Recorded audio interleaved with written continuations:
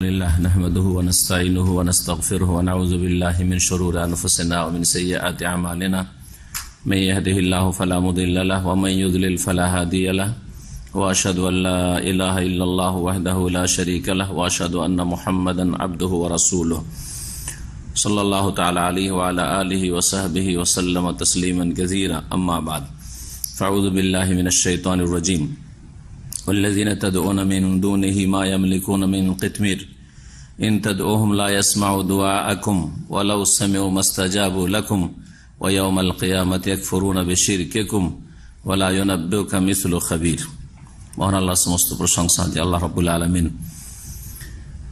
হককে নাজিল করেছেন মানব জাতির কল্যাণের জন্য এবং বাতিল যা এক শ্রেণীর মানুষরা যুগে যুগে আবিষ্কার করেছে উদ্ভব ঘটিয়েছে সেসবকে নিশ্চিহ্ন করার জন্য আম্বিয়া এবং রসুলকে পাঠিয়েছেন সহি সত্য দাওয়াত নিয়ে।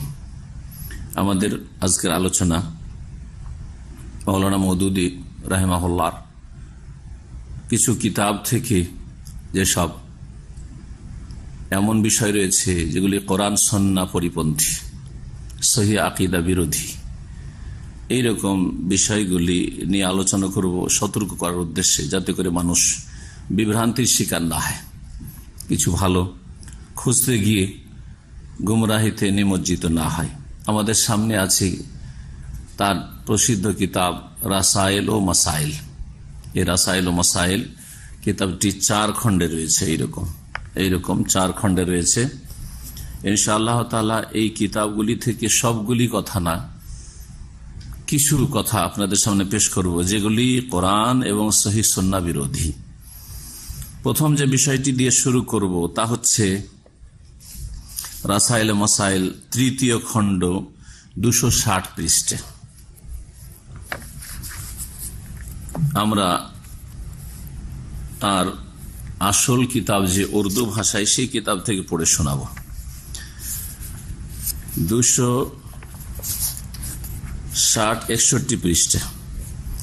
260 পৃষ্ঠায় তিনি হেডলাইনে বলছেন আসহাবে কবর সে দরখাস্তে দুয়া। কবরবাসী যারা মোমেনা তাদের কাছে দুয়ার দরখাস্ত করা। মৃত ব্যক্তি যাদেরকে কবরে দাফন করা হয়েছে, আম্বিয়া রসুল হন অথবা কোন নেক বান্দায় হন অথবা যেসবকে মাজার বানিয়ে ফেলেছে মানুষ, সেসব মাজারগুলিতে যারা দাফন আছে তারাই হোক, এদের কাছে দুয়ার দরখাস্ত করা। অথবা আপনার বাপ মা মৃত হোক, যেমন জীবিত মানুষের কাছে আমরা দুয়ার দরখাস্ত করি যে ভাই দোয়া করবেন, আব্বা দোয়া করবেন, আম্মা দোয়া করিয়েন, হ্যাঁ শেখ দোয়া করিয়েন। ঠিক ওই রকম মৃত ব্যক্তির কাছে দোয়া করা, দোয়া চাওয়া যে আল্লাহর কাছে আপনি দোয়া করিয়েন আমার জন্য, এই বিষয়টি তিনি উল্লেখ করছেন। প্রশ্নকারী প্রশ্ন করেছেন, কারণ রাসায়েল মাসাইল বইটি ঠিক এইভাবে কেউ প্রশ্ন করেছে কোন বিষয়ে, তারপরে তার উত্তর দিয়েছেন উনি। ওনার বিভিন্ন কিতাব যেগুলি তার লিখনী অথবা তার যে ওই পত্রিকা ছিল তরজমানুল কোরআন, সেগুলিতে যেসব ভুলভ্রান্তি আপত্তিকর বিষয় অনেকে দেখেছেন, সেই সব বিষয়ে প্রশ্নগুলি রয়েছে, সেগুলির তিনি উত্তর দেওয়ার চেষ্টা করেছেন। এইরকম বিভিন্ন প্রশ্ন আর তার উত্তরগুলি খুব লম্বা লম্বা রয়েছে। আমরা অল্প কিছু পড়েই বলার চেষ্টা করব, সবকিছুই না বলে। প্রশ্নকারী প্রশ্ন করছেন সওয়াল নম্বর 3, মানে প্রশ্ন নম্বর হচ্ছে 3। কিসি বুজুর্গ কি খবর पर जाकर इस तरह कहना कि ऐ वलीउल्लाह आप हमारे लिए अल्लाह से दुआ करें क्या दुरुस्त है?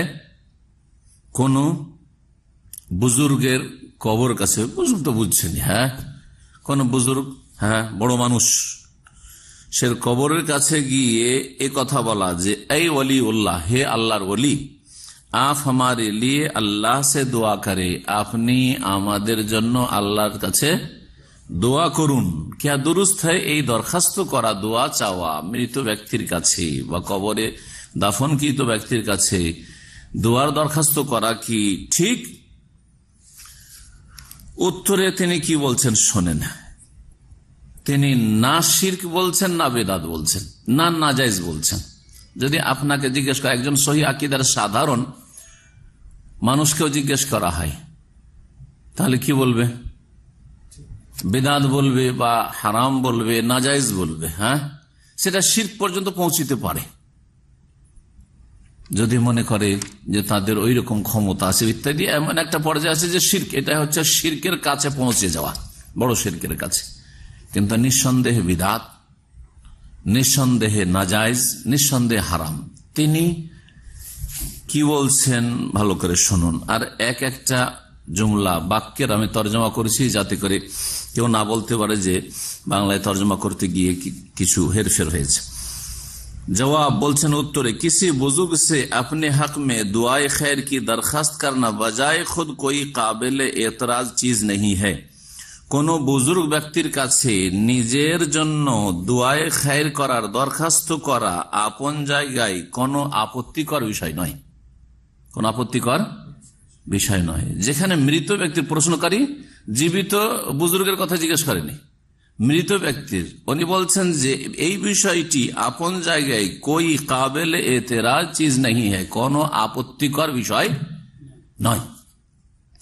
आदमी खुद भी अल्लाह से दुआ मांग सकता है, মানুষ নিজে আল্লাহর কাছে চাইতে পারে। और दूसरों से भी कह सकता है, অন্যকেও বলতে পারে कि मेरे लिए दुआ करो, আমার জন্য দোয়া করিয়েন।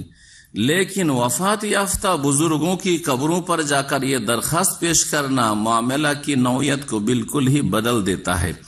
তবে মৃত বুজুর্গের কবরের কাছে গিয়ে এই দরখাস্ত করা যে আমার জন্য দোয়া করিয়েন, এই বিষয়টিকে কি করে দিচ্ছে, বদলিয়ে দিচ্ছে। মানে বিষয়টা অন্য হয়ে যাচ্ছে।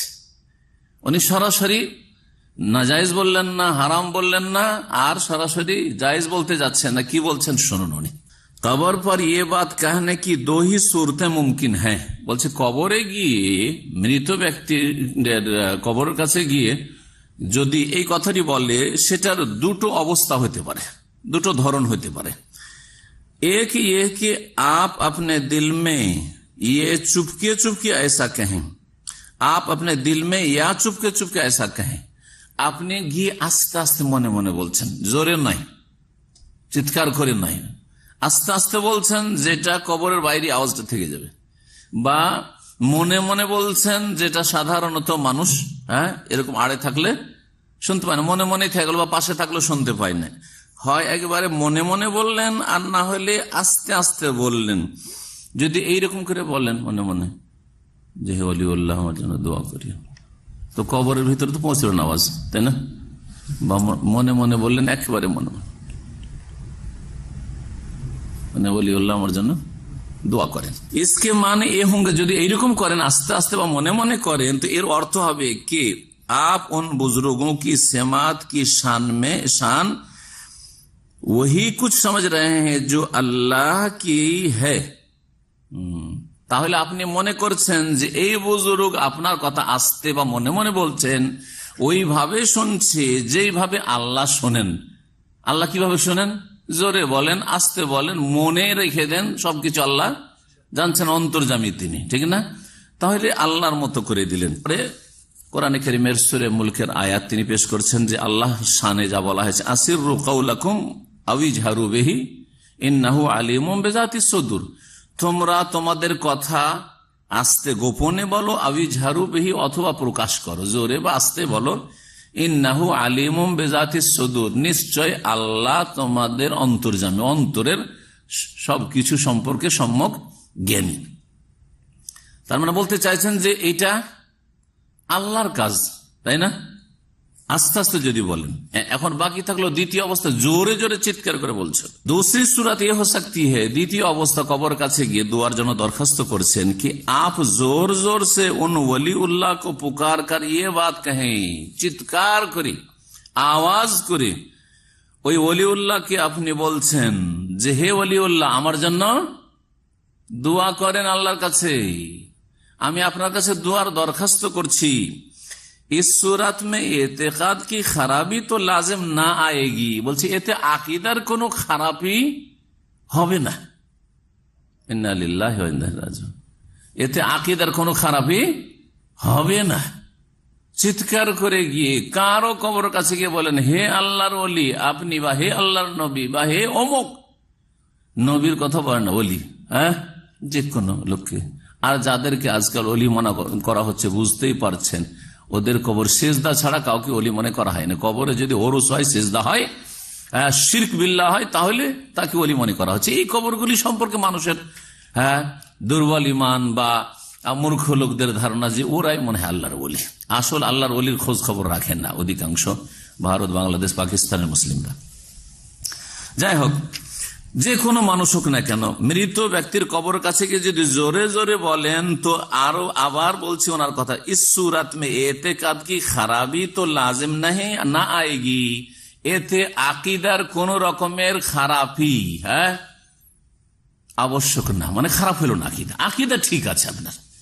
চিৎকার করে গিয়ে যদি ওলিকে দরখাস্ত করে যে আল্লাহর কাছে আমার জন্য দোয়া করেন, ইয়া রাসূল আল্লাহ আমার জন্য দোয়া করেন, হে আব্বা আমার জন্য দোয়া করেন, এ শেখ আমার জন্য দোয়া করেন, এ হুজুরে কিবলা আমার জন্য দোয়া করেন, হে শাহজালাল আমার জন্য দোয়া করেন, হে খাজা বাবা আজমেরি আমার জন্য দোয়া করেন, এইরকম যদি বলি তো আকিদার কোনো খারাপই হবে না। মগর ये अंधेरे में तीर চালানা হোগা, তবে এটা অন্ধকারে তীর ছোঁড়ার মতো। আপনি শিকারীকে তীর ছাড়ছেন কিন্তু লাইট নেই, এদিক সেদিক বুঝতে পারছেন যে শিকারী আছে, তো শিকারী দেখতেও পাচ্ছেন না অন্ধকারে, আর আপনি ছাড়ছেন না আশা যে পেতে পারি, যদি লেগে যায় তো অন্ধকারে কি করছেন, তীর ছাড়ছেন। তো অন্ধকারে তীর ছাড়লে লাগতেও পারে, মানে আপনার টার্গেট পুরা হতেও পারে যে শিকারী পেয়ে গেলেন, আর নাও লাগতে পারে নিশানায় গিয়ে। ঠিকই তেমনি এই যে আপনি চিৎকার করে বলছেন, এটা সেই ওলি শুনেও নিতে পারে, আর আপনার মনস্কামনা পূরণ হয়েও যেতে পারে, আপনার জন্য দোয়া করতেও পারে, আবার এটা নাও হইতে পারে, আপনার মনস্কামনা পূরণ নাও হইতে পারে। বুঝতে পেরেছেন কিনা তুলনা করেছি কিসের সাথে? শিকারীকে ধরার জন্য বা শিকার করার জন্য অন্ধকারে তীর ছোড়া এর সাথে। তারপরের ব্যাখ্যাতে আরো স্পষ্ট হবে, যে কথাটি আমি ব্যাখ্যা করলাম সেটা আমার ব্যাখ্যা না, তিনি বলছেন অন্ধকারে তীর চালানোর মতো। শেখ সাফিউর রহমান মুবারকপুরি আমাদের ওস্তাদ, তিনি বলতেন যে কবরে গিয়ে কেউ দরখাস্ত করেছে, তাকে মৌলানা মওদুদী শিরক বলছে না, বলছে অন্ধকারে তীর ছাড়ছে সে। এ কথাটা আমাদেরকে পড়াইতে বলেছিলেন, এই কিতাব থেকে বলেছিলেন। কিতাব ধরে এরকম বলেননি, কিন্তু এমনিতে বলেছেন এই কন্ডিশনটা।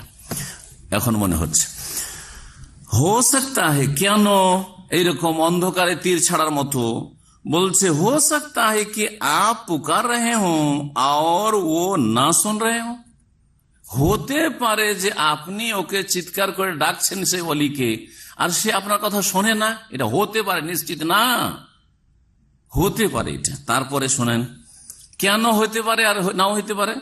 क्योंकि सेमाए मौता का मसला मुख्तलिफ ही है, কারণ মৃত ব্যক্তি সব সময় শোনে কি শোনে না এই বিষয়টিতে দ্বিমত আছে, ইখতিলাফ রয়েছে। এখন এই বিষয়টি বুঝুন যে ইখতিলাফ কারা করেছে।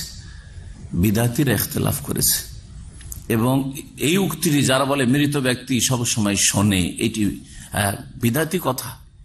এইটি সাহাবায়ে কেরামদের কথা নয়, এইটি তাবেঈনদের কথা নয়, এটি তাবা তাবেঈনের কথা নয়, আসলে এটি সহিহ আকীদা নয়। জি, মৃত ব্যক্তি না শোনার দলিলগুলি আমি নকল করে নিয়ে এসেছি, বলবো এখানে। আর কথাটা পুরোটা শুনিয়ে দিই। উনি কি বলতে চাইলেন যে মৃত ব্যক্তি শোনে কি শোনে না, ইখতিলাফ আছে। হ্যাঁ, মৃত ব্যক্তিকে আল্লাহ যদি কোন সময় শোনাতে চান কোন কথা, তাহলে শুনতে পারে, এই ব্যাপারে একমত ওলামারা। যেমন বদরের কাফের নিহতদেরকে যখন কূপে নিক্ষেপ করা হয়েছে 70 জনকে, তখন নবী করিম সাল্লাল্লাহু আলাইহি ওয়াসাল্লাম তাদেরকে সম্বোধন করে কথা বলেছিলেন না, ইন্না কাদ ওয়াজাদনা মা ওয়াদানা রাব্বুনা হাক্কা ফাহাল ওয়াজাদতুম মা ওয়াদা রাব্বুকুম হাক্কা। তোমার রাদিয়াল্লাহু তাআলা বলেছেন, ইয়া রাসূলুল্লাহ তুকাল্লিম আজসাদান লা আরওয়াহা, এমন বডির সাথে কথা বলছে, দেহের সাথে, তাদের এইসব দেহেতে কোনো রূহ নেই, কি শুনছে ওরা? তখন নবী করিম সাল্লাল্লাহু আলাইহি ওয়াসাল্লাম বলেছেন যে তোমাদের চাইতে এই সময়, আল আন শব্দটি, এই সময়ে তোমাদের চাইতে বেশি তারা শুনছে। এই জন্য সহিহ আকীদার উলামাদের মত হচ্ছে এই বিষয়ে যে আল্লাহ যদি কোনো সময় বিশেষ ব্যক্তিকে বা কাউকে বিশেষ সময় শোনাতে চান তাহলে শোনে, সব সময় শোনে না। আসল হচ্ছে যে মৃত ব্যক্তি শোনে না, সেখানে গিয়ে কোনো কিছু করলে আপনি কোরআন খানি করছেন শোনে না, চিৎকার করছেন শোনে না, ডাকছেন শোনেন না, তাকে ডাকছেন অথবা তাকে বলছেন আল্লাহর কাছে দোয়া করে দেন, কোনোটাই শোনে না।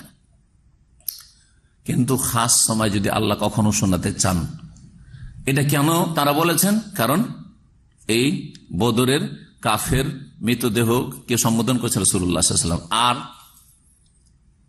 আর যখন দাফন করা হয়ে যায়, দাফন করা মুনকার নাকির আসে জিজ্ঞাসাবাদের জন্য, লোকেরা সব দাফন করে বিদায় নেই, উঠিয়ে বসানো হয়। সেই সময় হাদিস আছে ওয়া ইন্নাহু লা ইয়াসমাউ কারআনি আলাইহিম, তখন ওই যে মৃত ব্যক্তি উঠিয়ে বসানো হইল, মানুষের জুতো স্যান্ডেলের আওয়াজ শুনতে পায়, যে সব রেখে দিয়ে চলে গেল, পায়ের আওয়াজ শুনতে পায়, ঠিক না? কিন্তু ওই সময়টাই আর সবসময় শুনে, সেই জন্য এর দলিল নেই, বরং এর বিপরীত দলিল আছে, মৃত শুনে না, কোরআনে কারিমে আছে। উনি বলছেন যে বিষয়টিতে ইখতিলাফ আছে, সেই জন্য হতে পারে যে ওই সময় শোনে না। ये भी हो सकता है कि उनका सेमा तो मुमकिन हो, আর এটা হতে পারে যে মৃত ব্যক্তি আপনার ওলি বুজুর্গ শুনছেন, সম্ভব, मगर उनकी रूह उस वक्त वहां तशरीफ ना रखती हो, কিন্তু হতে পারে যে তার আত্মা সেখানে নেই, অন্য কোথাও আছে। और आप खामाखा खाली मकान पर आवाजें दे रहे हो, আর আপনি ফালতু ফালতু বিনা কাজে ওখানে আপনি শূন্য জায়গাতে, খালি জায়গাতে চিৎকার করছেন, আওয়াজ দিচ্ছেন। ये भी हो सकता है, এটা হতে পারে कि उनकी रूह तशरीफ फरमा तो हो मगर वो अपने रब की तरफ मशगूल हो, আবার এটাও হইতে পারে যে রূহ হয়তো ওই কবরে মৌজুদ আছে, যেখানে গিয়ে আপনি চিৎকার করে দরখাস্ত করছেন দুয়ার, কিন্তু সেই রূহ রবের সাথে, আল্লাহর সাথে ব্যস্ত আছে। সব কথাবার্তা করতে কি বললাম, কোন দলিলের ভিত্তিতে সব কথা? ये भी हो सकता है, হ্যাঁ বলছেন তারপরে, और मशगूल हो और आप अपनी गर्ज के लिए चीख चीख कर उनको उल्टी अजियत दें, যেই সময় আল্লাহর সাথে সেই রূহ, বুজুর্গের রূহ, ওলির রূহ মশগুল আছে, সেই সময় আপনি চিৎকার যে করছেন, এতে হয়তো সেই আল্লাহর ওলিকে আপনি কষ্ট দিচ্ছেন। যেমন আমরা যদি কোনো কাজে ব্যস্ত থেকে আর সেই সময় কেউ চিৎকার করে কথা বলে, তো খারাপ লাগবে না, কষ্ট লাগবে না? ওই রকম আপনি কষ্ট দিচ্ছেন হয়তো। बोलছেন যে दुनिया में किसी नेक आदमी से दुआ कराने के लिए आप जाते हैं तो मुहज्जब तरीका से पहले मुलाकात होती है। दुनिया যদি কোনো জীবিত ব্যক্তির কাছে দোয়ার দরখাস্ত করতে চান, হ্যাঁ, তাহলে কি চিৎকার করে এসে বলবেন, হইচই করে? না, যাবেন, সালাম দেবেন, ভদ্রভাবে বসবেন বা ভদ্রভাবে কথা বলবেন, মোলাকাত করবেন। ফির আপ আরজে মুদ্দা কর, তারপরে আরজ করেন যে আমার জন্য দোয়া করিয়েন, আমার জন্য দোয়া করিয়েন। তার মানে ওইভাবে হ্যাঁ হইলে অসুবিধা নেই। দুয়ার দরখাস্ত করাটা আপন অবস্থায় এটা শরীয়ত বিরোধী কাজ না, সহি আকীদা বিরোধী, কোরআন সুন্নাহ বিরোধী কাজ নয়। হতে পারে যে তীর লেগে যেতে পারে, হতে পারে নাও লাগতে পারে, বললো না? জি হ্যাঁ, এই হচ্ছে এই সম্পর্কে তার কথা। এখন কোরআন কারীমের আয়াত শোনায়, নবী করিম সাল্লাল্লাহু আলাইহি ওয়াসাল্লাম হাদিস শোনায়, দুটো আয়াত শোনায়, দুটো হাদিস শোনায়, কারণ বিষয়টি গুরুত্বপূর্ণ। সূরা ফাতির আয়াত নম্বর 13-14 মহান আল্লাহ ইরশাদ করেছেন, ওয়াল্লাযিনা তাদউনা মিন দুনিহি মা ইয়ামলিকুনা মিন কিতমির, তোমরা আল্লাহকে বাদ দিয়ে যাদেরকে আহ্বান করো, ডাকো। সে আহ্বান করো মানে দেন অথবা আল্লাহর কাছে দোয়া করে দেন, যেটাই হোক না কেন, আহ্বান দুটোই, ডাকা। কিন্তু যাদের আল্লাহকে বাদ দিয়ে যাদেরকে তোমরা ডাকো, মা ইয়ামলিকুনা মিন কিতমির, তারা খেজুরের আটির ওপর যে আবরণ আছে তারও মালিক না। খেজুরের যখন যেটা খাবার আপনার যেটা সেটা ছড়িয়ে নেবেন, খেজুর আটির ওপর কি আছে, একবারে পাতলা সরু চিকো সাদা আবরণ আছে, ওটা হচ্ছে কিতমির। ওটারও মালিক না, ওটাও দিতে পারে না তোমাকে। আল্লাহ বলছেন যে তুমি যদি বা তোমরা যদি তাদেরকে ডাকো, লা ইয়াসমাউ দুআআকুম, তোমাদের ডাক শোনে না। আল্লাহ কি বললেন? শোনে না। আর মওদুদী সাহেব বলছেন যে শোনার ব্যাপারটা যেহেতু ইখতিলাফ আছে, জি হ্যাঁ, ওয়ালাউ সামিউ, আল্লাহ বলছে যদি শুনে নেয়, এটা হচ্ছে কিরকম, যেমন আমরা বলি ধৈর্য নাও, এইরকম সাপোজ যদি এরকম হয়, ওয়ালাউ সামিউ, যদি শুনেও, মাস্তাজাবু লাকুম, মনে রাখো যে তোমাদের ডাকে সাড়া দিতে পারবে না। তো যদি ধরে নেন কিছুক্ষণের জন্য যে তোমার দরখাস্তটা শুনলো যে হে অলিউল্লাহ আমার জন্য দোয়া করিয়েন, মাস্তাজাবু লাকুম, তোমাদের ডাকে সাড়া দিতে পারবে না, তোমাদের আরজি পুরা করতে পারবে, দরখাস্ত পুরা করতে পারবে না, তলব পুরা করতে পারবে না।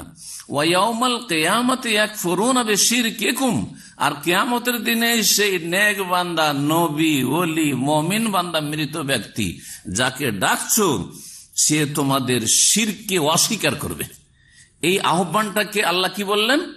শিরক বললেন। বললেন যে তোমাদের এই কাজটাকে, এই শিরক শব্দ বলে দিয়ে আল্লাহ বলতে চাইলেন যে এই যে আচরণটা করছো, কবরে গিয়ে ডাকছো কাউকে, মৃত ব্যক্তিকে, হ্যাঁ, এটা হচ্ছে কি? শিরক। এটা হচ্ছে শিরক। ওয়ায়াউমাল কিয়ামতি ইয়াকফুরুনা বিশিরকিকুম ওয়ালা ইউনাব্বিউকা মিসলু খাবীর, আর সূক্ষ্ম খবর যে সত্তা আল্লাহ রাখেন তার মতো কেউ সত্য কথা, হক কথা, সহি কথা বলতে পারে না। আল্লাহ কথা বলছেন সূরা ফাতিরের আয়াত নম্বর 22 শুনেন। তাতে বলছেন আল্লাহ, ওমা ইয়াস্তাবিল আহইয়া ওয়াল আমওয়াত, জীবিত আর মৃত সমান হইতে পারে না। আরে জীবিতর কাছে দোয়া চাইবেন যে আমার জন্য দোয়া করিয়েন, আর মৃতর কাছে সমান হইতে পারে না। জীবিত মৃত কোনো ক্ষেত্রে সমান হইতে পারে না। জীবিত ব্যক্তি যদি কমজোর থেকে কমজোর হয়, তারপরেও কিছু চাইলে আপনাকে 2, 4, 10, 20 টাকা দিতে পারবে, কিছু তো দিতে পারবে, কিছু তো হেল্প করতে পারবে, তাই না? যে কোনো দিক থেকে এটা ভারী বোঝা ওঠার ক্ষেত্রে কিছু তো হেল্প করতে পারবে। কিন্তু মৃত ব্যক্তি নিজে চলতেও পারে না, নিজে কাপড় পরিধানও করতে পারে না, নিজে গোসলও করতে পারে না, নিজের আতরও লাগাইতে পারে না, নিজে খাটে উঠতে পারে না, বিছানায় উঠতে পারে না, নিজে কবরেও নামতে পারে না, কোনোটাই করতে পারে না। যার ফলে একটা মৃতদেহকে অন্য লোকেরা গোসল করায়, অন্য লোকেরা পরিষ্কার পরিচ্ছন্ন করে, অন্য লোকেরা কাপড় পরিধান, কাফন পরিধান করায়, আর অন্য লোকেরা খাটে উঠিয়ে রাখে, অন্য লোকেরা খাট থেকে নামিয়ে নিয়ে গিয়ে কবরে রাখে। সুবহানাল্লাহ। তারপরও তার কাছে কি দরখাস্ত করবেন? আল্লাহ বলছেন, ওমা ইয়াস্তাবিল আহইয়া ওয়াল আমওয়াত, জীবিতরা আর মৃতরা সমান না। ইন্নাল্লাহ ইউসমিউ মান ইয়াশা, আল্লাহ যাকে চান শোনাতে পারেন, আল্লাহ শোনাতে পারেন যাকে চান। কিন্তু শোনো, ওমা আনতা বিমুসমাইন মান ফিল কুবুর, যারা কবরে চলে গেছে তাদেরকে হে নবী, হে মুসলিম, তুমি শোনাতে পারবে না। এর চেয়ে স্পষ্ট কি লাগে? ওমা আনতা বিমুসমাইন মান ফিল কুবুর, যে কবরে চলে গেছে, বা যারা, মান বহু বচনের ক্ষেত্রে ব্যবহার হয়, যারা কবরে চলে গেছে, কবরবাসী, তাদেরকে তুমি শোনাতে পারো না। ওমা আনতা বিমুসমাইন মান ফিল কুবুর, সূরা ফাতির আয়াত নম্বর 22। মানুষ মারা গেলে আমল বন্ধ হয়ে যায়। দুনিয়ার যেমন ডিউটি, চাকরি, ব্যবসা সব বন্ধ হয়ে যাবে, কথা বলা বন্ধ হয়ে যাবে, খাওয়া দাওয়া বন্ধ হয়ে যাবে, স্বামী স্ত্রী মিলন বন্ধ, সব বন্ধ হবে না? হবে না? ঠিকই তেমনি দোয়া করা বন্ধ হয়ে যাবে। নিজের জন্য দোয়া করা বন্ধ হয়ে যাবে, অন্যের জন্য দোয়া করা বন্ধ হয়ে যাবে। না অন্যের জন্য দোয়া করা থাকবে? চিন্তা করুন, সহিহ মুসলিমের হাদিস, প্রিয় মুহাম্মদ সাল্লাল্লাহু আলাইহি ওয়াসাল্লাম বলছেন, আবু হুরায়রা রাদিয়াল্লাহু তাআলা আনহু থেকে বর্ণিত, আন্না রাসূলুল্লাহ সাল্লাল্লাহু আলাইহি ওয়াসাল্লাম বলছেন, রাসূলুল্লাহ ইযা মাতাল ইনসানু ইনকাতা আনহু আমালুহু, মানুষ যখন মারা যায় তখন তার আমল কি হয়ে যায়? ইনকাতা, বন্ধ হয়ে যায়, স্টপ হয়ে যায়। ইল্লা মিন সালাসা, 3টি চলতে থাকে, সে কাজ করতে থাকে না, এগুলি করেছে যে জন্য পৌঁছেছে, কিছু নেকি পৌঁছিতে থাকছে, এইরকম গুনাহও পৌঁছিতে থাকবে, গুনার রাস্তা খুলে গেলে। ইল্লা মিন সালাসা, 3টি ভালো রাস্তা খোলা আছে। ইল্লা মিন সাদাকাতিন জারিয়া, এমন সাদাকা সেটা যদি কন্টিনিউ হয়, এমন সাদাকা সেটা থেকে এখনো মানুষ লাভবান হচ্ছে, উপকৃত হচ্ছে। আও ইলমিন ইউনতাফা বিহি, অথবা এমন বিদ্যা, জ্ঞান ছেড়ে গেছে যা দিয়ে মানুষরা উপকৃত হচ্ছে। যতদিন লাভবান হবে ততদিন পর্যন্ত নেকি পৌঁছতে থাকবে। ইমাম বুখারী রাহমাহুল্লাহ সহিহ বুখারী থেকে কিয়ামত পর্যন্ত লোকের উপকৃত হচ্ছে, নেকি পৌঁছিতে আছে, নেকি পৌঁছিতে আছে। এইভাবে সমস্ত আইম্মায়ে কেরাম, ওলামায়ে কেরাম আর দ্বীনের খাদেমদের অবস্থা, হ্যাঁ, লিখনি হোক অথবা তাদের আলোচনা হোক, তা দিয়ে যদি মানুষ লাভবান হয় তাহলে তাদের কাছে নেকি পৌঁছিতে থাকবে। কিন্তু আগেই করে গেছেন, এমন নয় যে মরার পরে কিছু করছেন, তারা আমল বন্ধ হয়ে গেছে তাদের। আও ওয়ালাদিন সালিহিন ইয়াদউ লাহু, অথবা নেক সন্তান ছেড়ে গেছে, সেই নেক সন্তান দোয়া করছে, ছেলেমেয়েরা দোয়া করছে। প্রথম কথা, সন্তান নেক হইতে হবে, আর 2 নম্বরে যদি জীবিত সন্তানরা দোয়া করে, মৃতের দোয়া করার কথা কোনো প্রশ্নই ওঠে না।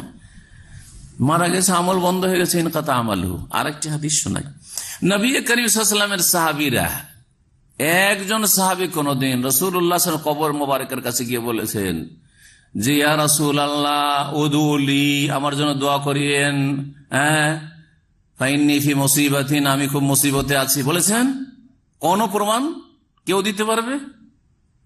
বরং এর বিপরীত প্রমাণ সহিহ বুখারী হাদিসে বলছি। যে হাদিসটি বললাম যে মানুষ মারা গেলে আমল বন্ধ হয়ে যায়, সহিহ মুসলিমের হাদিস, হাদিস নম্বর 3084।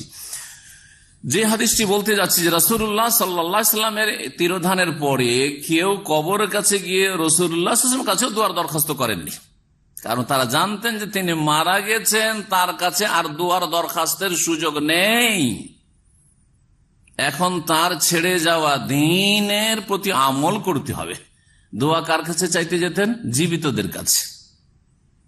জীবিতর কাছে দোয়া চাইতে যাচ্ছেন, অথচ শরীয়তে যদি রাস্তা থাকতো যে মৃতের কাছে দোয়া চাওয়া যাবে, কবরে যিনি চলে গেছেন তার কাছে দোয়া চাওয়া যাবে, তাহলে রাসূলুল্লাহ সাল্লাল্লাহু আলাইহি ওয়াসাল্লামের কাছে দোয়া না নিয়ে অন্য কারো কাছে দোয়া নিতে যেতেন সাহাবারা।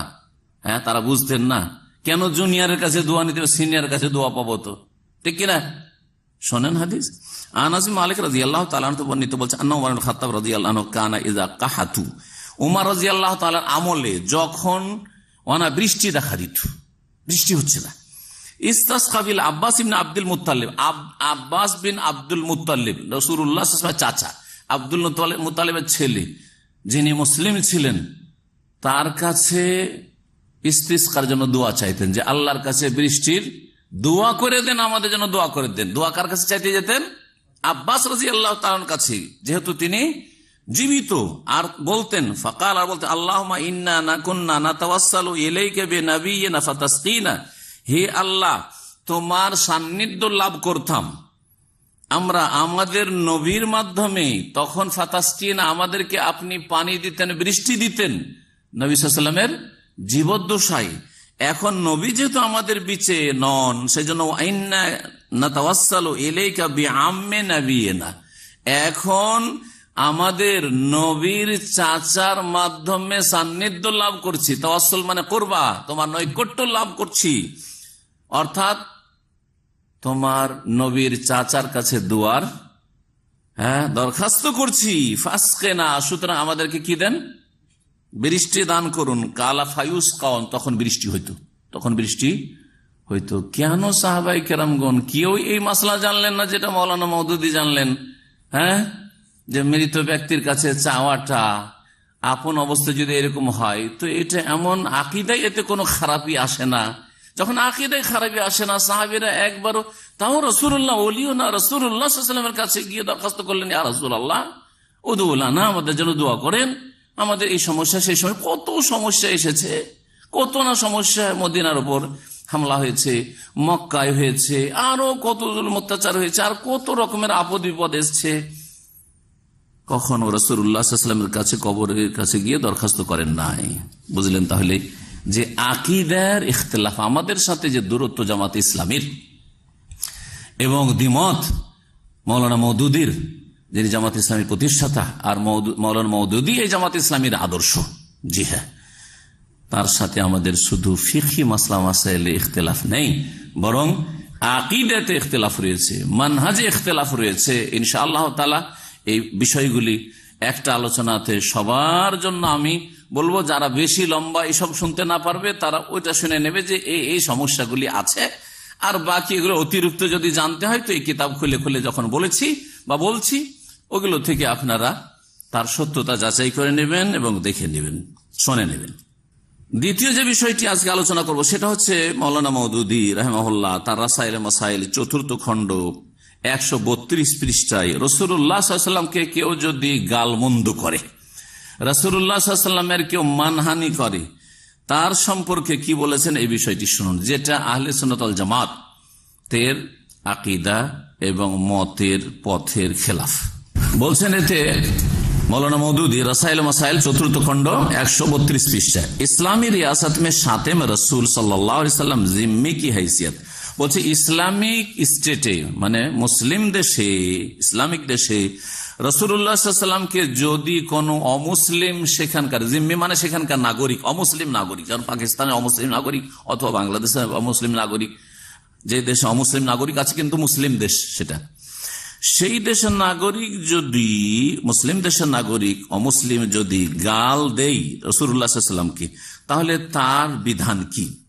এতে মওলানা মওদুদী লিখেছেন, তার একটি কিতাব রয়েছে আল জিহাদ ফিল ইসলাম, তাতে লিখেছেন, এখানে লিখছেন জিম্মি খা कैसे ही जुर्म का इर्तिकाब करे, জিম্মি অর্থাৎ অমুসলিম ব্যক্তি যে মুসলিম দেশে নিরাপত্তা হাসিল করেছে মুসলিম শাসকের কাছ থেকে, জিম্মি বিশেষ করে শরীয়তের পরিভাষায়, ফিকহের পরিভাষায় যারা জিজিয়া দিয়ে থাকছে, আজকাল জিজিয়া দিয়ে না থাকলেও নাগরিকত্বের যেটা অধিকার আছে সে অধিকার নিয়ে থাকছে, ধরেন বলছেন যে জিম্মি যে কোনো অপরাধ করুক না কেন উসকা জিম্মা নেই টুটতা, তার যে দায়িত্ব নিয়েছে মুসলিম সরকার সেটা নষ্ট হয় না, যতই বড় অপরাধ করুক না কেন। মুসলিম জিম্মি মুসলিম দেশে যদি যতই বড় অপরাধ করুক না, অন্যায় করুক না কেন, তার এই যে নিরাপত্তার যে নিশ্চয়তা দিতে হবে সেটা নষ্ট হয় না। খাত্তাকে জিজিয়া বন্ধ করে দেন না, এমনকি যদি বলে জিজিয়া দেবো না, এতদিন দিয়েছিলাম দেবো না, তবুও তার নিরাপত্তা বহাল থাকবে। মুসলমানও কাতাল করে না, এমনকি কোন মুসলিমকে যদি খুন করে দেয় তবুও তার নিরাপত্তা বহাল থাকবে। নবী সাল্লাল্লাহু আলাইহি ওয়াসাল্লাম কি শান মে গুস্তাখি করনা, নবী সাল্লাল্লাহু আলাইহি ওয়াসাল্লামের সাথে যদি বেয়াদবি করে, নবী সাল্লাল্লাহু আলাইহি ওয়াসাল্লামের যদি অবমাননা করে তবুও না, ইয়া কিসি মুসলমান औरत की आबरूरेजी करना, অথবা কোন মুসলিম নারীর ইজ্জত নষ্ট করেছে, ব্যভিচার করেছে, তারপরও নাকি তার নিরাপত্তা নষ্ট হবে না, বা তার যে নিরাপত্তার যে দায়িত্ব রয়েছে মুসলিম সরকারের, উসকে হক মে নাকে জিম্মা নেই হ্যায়, বলছে নাকে যে জিম্মা নেই হ্যায়, এগুলি অপরাধেও তার যে দায়িত্ব মুসলিম সরকার আছে নিরাপত্তার সেটা নষ্ট হবে না, ভঙ্গ হবে না। নাকেজ মানে ভঙ্গ হবে না, নাকেজে উজু ভঙ্গ করা বলে। বলছে শুধু দুটো অবস্থাতে তার যে নিরাপত্তার নিশ্চয়তা দেওয়া হয়েছে সেটা নষ্ট হবে। अलबत्ता सिर्फ दो सूरतें ऐसी हैं कि जिनमें अक़दे जिम्मा बाकी नहीं रहता, তখন যে জিম্মার একটা চুক্তি রয়েছে সেটা বাকি থাকবে না। কি এক ये कि वो दारुल इस्लाम से निकले, মুসলিম দেশ থেকে বেরিয়ে চলে গেল, और दुश्मनों से जा मिले, যদি শত্রুদের সাথে মিলে যায়। दूसरे ये দ্বিতীয় অবস্থা হচ্ছে कि हुकूमत इस्लामी के खिलाफ आलानिया बगावत करके फितना और फसाद बर्पा करे, মুসলিম শাসকের বিরুদ্ধে বিদ্রোহ ঘোষণা করে যদি ফিতনা ফাসাদ বিশৃঙ্খলা সৃষ্টি করে তাহলে নিরাপত্তা তার ভঙ্গ হবে, আর না হলে যত বড় অপরাধ করুক না কেন নিরাপত্তা বহাল থাকবে। শুনলেন মাসলা? জি হ্যাঁ। এই মাসআলা সম্পর্কে শাইখুল ইসলাম ইবনে তাইমিয়া রাহিমাহুল্লাহ কি বলছেন, শাইখ ইবনে বাজ রাহিমাহুল্লাহ কি বলছেন, হ্যাঁ, আর আইম্মা আর বা তার আগে চার ইমাম আবু হানিফা, শাফি, মালিক, আহমদ রাহিমাহুল্লাহ তারা কি বলেছেন, খুব সংক্ষেপে শোনাই বিষয়টি। আল্লামা ইবনে বাজ রাহিমাহুল্লাহ বলছেন কাল আল কাজী আয়াজ, ইমাম কাজী আয়াজ বলছেন, মুসলিমের যে ভাষ্য আপনার ইমাম নবী রাহমাতুল্লাহ, তাতে ইমাম কাজী আয়াজের খুব উনি উদ্ধৃতি দিয়েছেন। বলছেন আজমাতিল উম্মাতু আলা কাতলে মুতানাক্কিসিহি মিনাল মুসলিমিনা ওয়া সাববিহি, এই উম্মতের ইজমা রয়েছে যে মুসলিমদের মধ্যকার রাসূলুল্লাহ সাল্লাল্লাহু আলাইহি ওয়াসাল্লামের অবমাননাকারী এবং গালি দেনেওয়ালা কে কি করতে হবে, হত্যা করা যাবে। ওয়াকালা, এটা তো বলা হলো মিনাল মুসলিমিন। ওয়াকালা মুহাম্মদ বিন সুহনুন মিন আইম্মাতিল মালিকিয়া, মালিকিয়াদের আরেকজন ইমাম মুহাম্মদ বিন সুহনুন তিনি বলছেন আজমাল উলামা, উলামাদের ইজমা রয়েছে আলা আন্না শাতিমান নবী সাল্লাল্লাহু আলাইহি ওয়াসাল্লাম মুতানাক্কিস লাহু কাফির, কি ইজমা রয়েছে যে নবী সাল্লাল্লাহু আলাইহি ওয়াসাল্লামকে যে গালমন্দ করবে বা মানহানি করবে সে হচ্ছে কাফির, মুসলিম থাকলে সে কাফির হবে। ওয়াল ওয়াইদু জা আলাইহি বিআযাবিল্লাহি লাহু, আর এর জন্য আল্লাহর আযাবের কঠোর শাসানির কথা রয়েছে। ওয়া হুকমুহু ইনদাল উম্মাতি আল কাতলু, আর মুসলিম উম্মার কাছে তার বিধান হচ্ছে হত্যা, মৃত্যুদণ্ড। ওমান শাক্কা ফি কুফরিহি, কেউ যদি সন্দেহ করে যে নবী সাল্লাল্লাহু আলাইহি ওয়াসাল্লামকে গালমন্দ করেও কাফির হবে না আর তার আযাব হবে না, কাফারা, সেও কাফির হবে।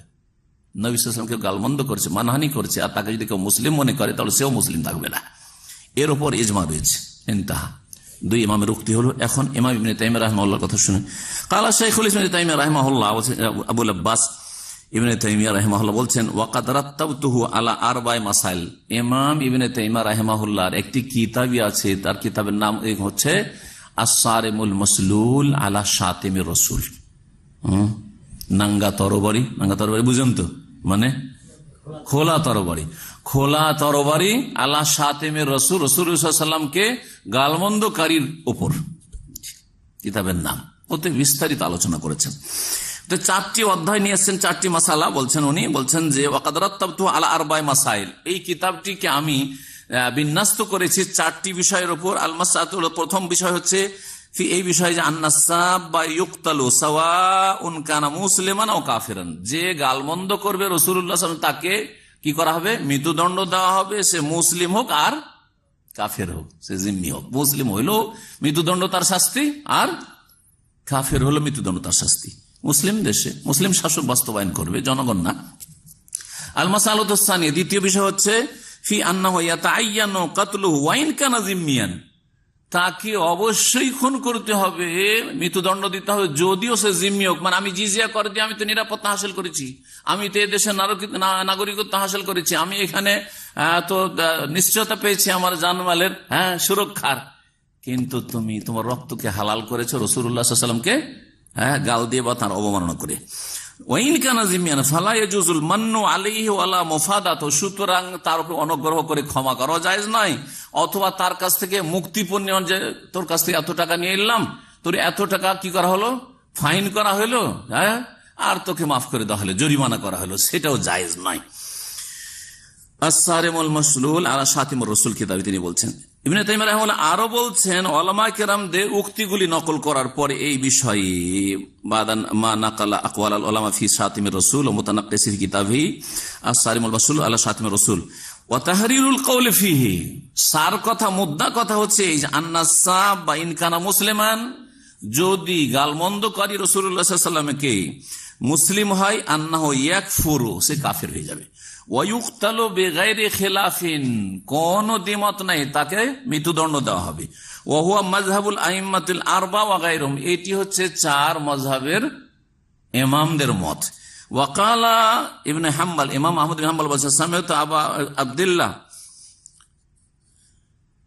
ইয়াকুলু মান শাতামা, ইমাম আহমদ বিন হাম্বল বলছেন, আর হাম্বল আরেকজন তার শাগির্দ বলছেন যে মান শাতামা রাসূল আও ইনতাকাসাহু মুসলিমান কানা আও কাফিরান, যে ব্যক্তি রাসূলুল্লাহ সাল্লাল্লাহু আলাইহি ওয়াসাল্লাম গালমন্দ করবে, সে অথবা মানহানি করবে, সে মুসলিম হোক অথবা কাফের হোক, ফালাইহিল কাতলু, তাকে কি করতে হবে, মৃত্যুদণ্ড দিতে হবে। ওয়া আরা আন ইউকতালা ওয়ালা ইউস্তাতাব, আর আমার মতে তাকে মৃত্যুদণ্ড দিতে হবে, তার তওবা তার কাছ থেকে চাওয়া হবে না যে তুমি এখনো সংশোধন করো, তুমি যদি তওবা করে নাও তাহলে চিন্তা করা হবে তোমার মাফ হবে না, কোনো তওবা না, যে অপরাধ করেছে তাতে তার মৃত্যুদণ্ড হচ্ছে তার হদ, এটি হচ্ছে শাস্তি। সুতরাং তওবাকুল মাফ। মাজমু ফাতাওয়া ইবনে বাজ রাহিমাহুল্লাহ 6ষ্ঠ খণ্ড 254 পৃষ্ঠা। এই হচ্ছে কোরআন সুন্নাহর উলামায়ে কেরামদের, আইম্মায়ে কেরামদের মত। আর মওদুদি বলছে যে একমাত্র 2টো অবস্থাতে শুধু জিম্মি কাফেরকে মুসলিম দেশে মৃত্যুর দণ্ড দেওয়া যাবে, আর যদি রাসূল গালমন্দ করে তবুও না, মুসলিম নারীর সাথে ব্যভিচার করে তবুও, ধর্ষণ করে তবুও না, আর খুন করে মুসলিমকে তবুও না। আউযুবিল্লাহ। এই ছিল 3য় খণ্ডের কথা।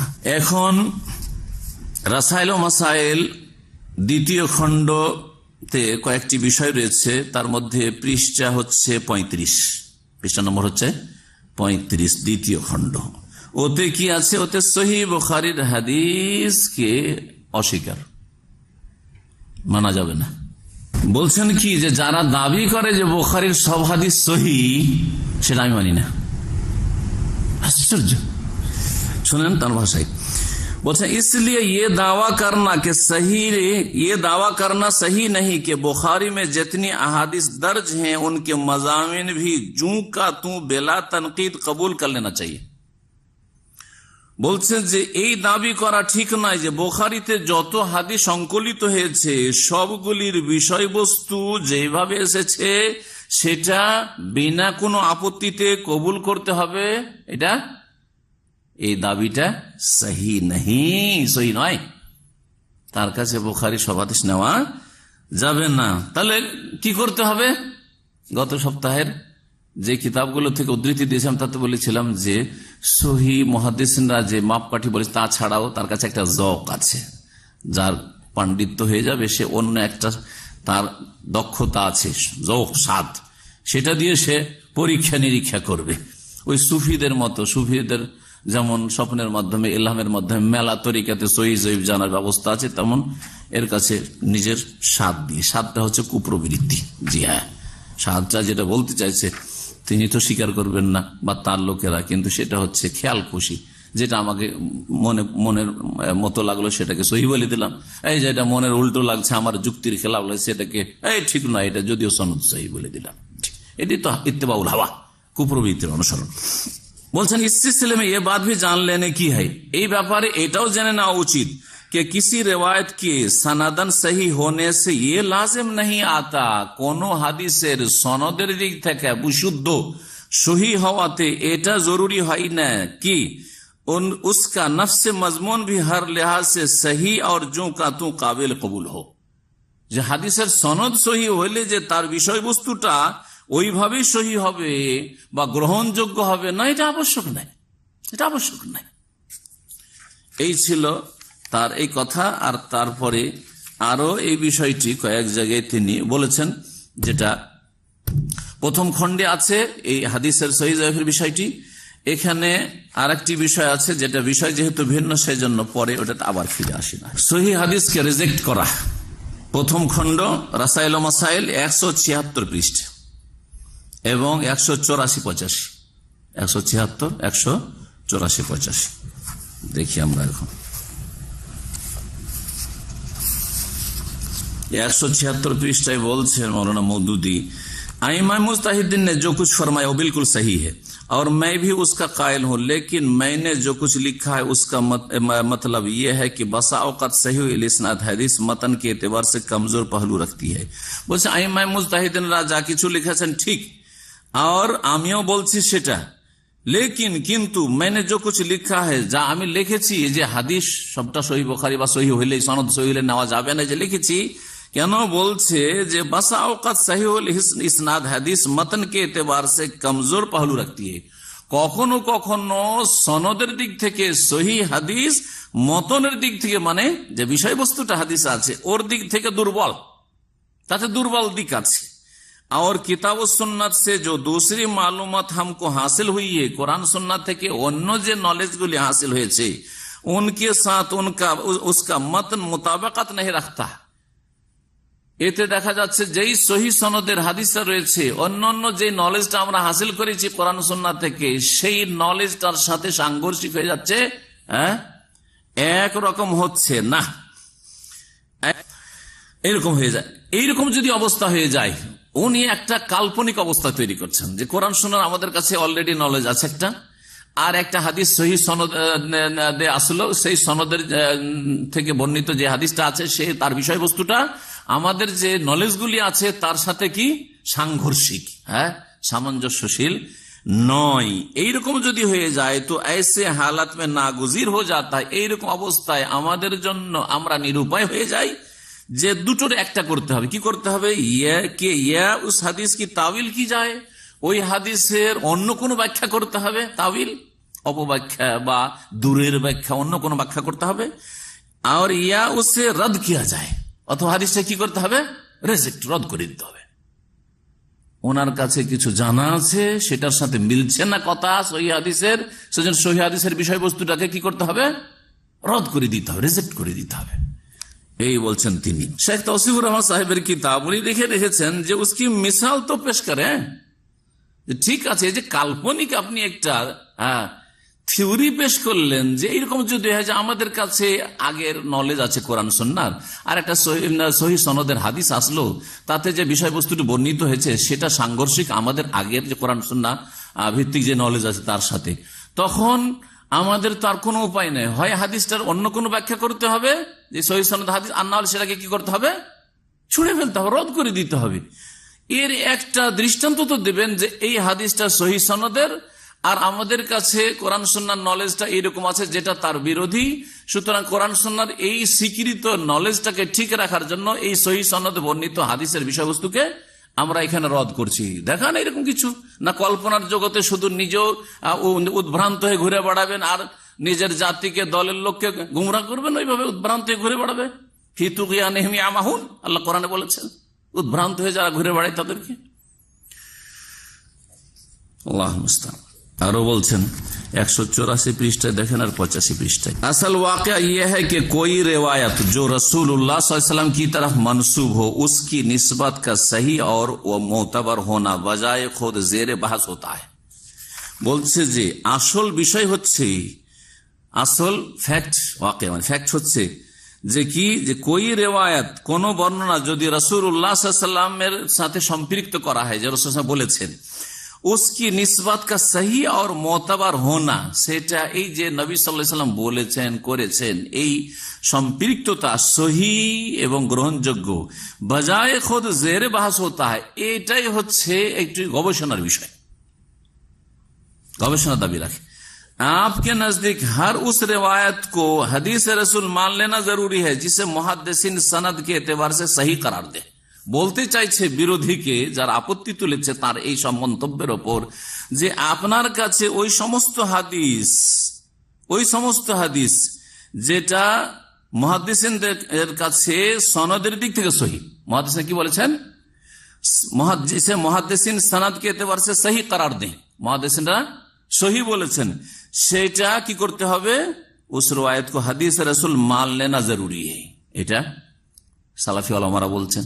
জি হ্যাঁ, এটাই সালাফে সালেহিনদের আদর্শ, যে তারপরে মুস্তালাহুল হাদিস, উসুল হাদিসের ওলামায়ে কেরাম, যে সনদ সহি এবং সেই হাদিস মনসুখ না, আর সেই হাদিস মরজু না, শাজ না, মুনকার না, যঈফ না, সুতরাং সেটা মুহকাম, তো কি করতে হবে, সেটা মেনে নিতে হবে। তো তিনি বলছেন যে না, আপনার কথা যে মেনে নিতে হবে, লেকিন হামারে নজদিক ইয়ে জরুরি নেই হ্যাঁ, তবে আমার নিকটে হাদিস সনদিক থেকে সহি হলে যে মেনে নিতে হবে এটা জরুরি নয়, স্পষ্ট কথা। লেকিন হামারে নজদিক ইয়ে জরুরি नहीं है, हम सनद की सेहत को हदीस के सही होने के लिए लाजिमी दलील नहीं समझते। বলছে আমি বা আমরা সনদ কি সেহাত কো, কোন সনদের সহি হওয়াটা হাদিস সহি হওয়ার জন্য আবশ্যক মনে করি না। তার মানে হাদিসের সনদ যদি জয়ীফ হয় তবু আমরা সেটাকে সহি মেনে নিতে পারি, বুঝতে পারছেন? তার মানে জয়ীফকে আমরা সহি মেনে নিতে পারি আর সহিকে আমরা রদ করে দিতে পারি। জি, लेकिन हमारे नजदीक ये जरूरी नहीं है, हम सनद की सेहत को हदीस के सही होने के लिए लाजिमी दलील समझे। सनद सही से जन हदीसटाও सही, এটা আবশ্যক না। हमारे नजदीक सनद किसी हदीस की सेहत मालूम करने का वाहिद जरिया नहीं है। আমাদের নিকটে কোন হাদিসের সহি জানার জন্য শুধু সনদটা সহি হওয়াটাই মাধ্যম নয়, শুধু একটি মাধ্যম না, আরো মাধ্যম আছে, বলকি ও উন জরায়ে মে সে এক হ্যাঁ, অনেকগুলি মাধ্যম আছে, সোর্স, তার মধ্যে একটা হচ্ছে সনদ দিয়ে হাদিসকে সহি জানা। আপনারা শুধু সনদের পিছনে পড়ে আছেন যে সনদ সহি জন্য হাদিস সহি, আমি ওইটা মানি না, কথা বলতে চাইলেন। 184 নম্বর পৃষ্ঠা, প্রথম খণ্ড রাসাইল মাসাইল। 185 পৃষ্ঠায় দেখেন তিনি কি বলছেন, हम इस अमर का इल्तिजाम नहीं कर सकते कि महज इल्म रिवायत की बहम पहुंचाई हुई मालूमात पर पूरा एतमाद करके हर उस हदीस को जरूरी हदीस रसूल तस्लीम कर लें। बोलছেন যে আমরা इस अमर का इल्तिजाम नहीं कर सकते, এটা পাবন্দি করতে পারি না।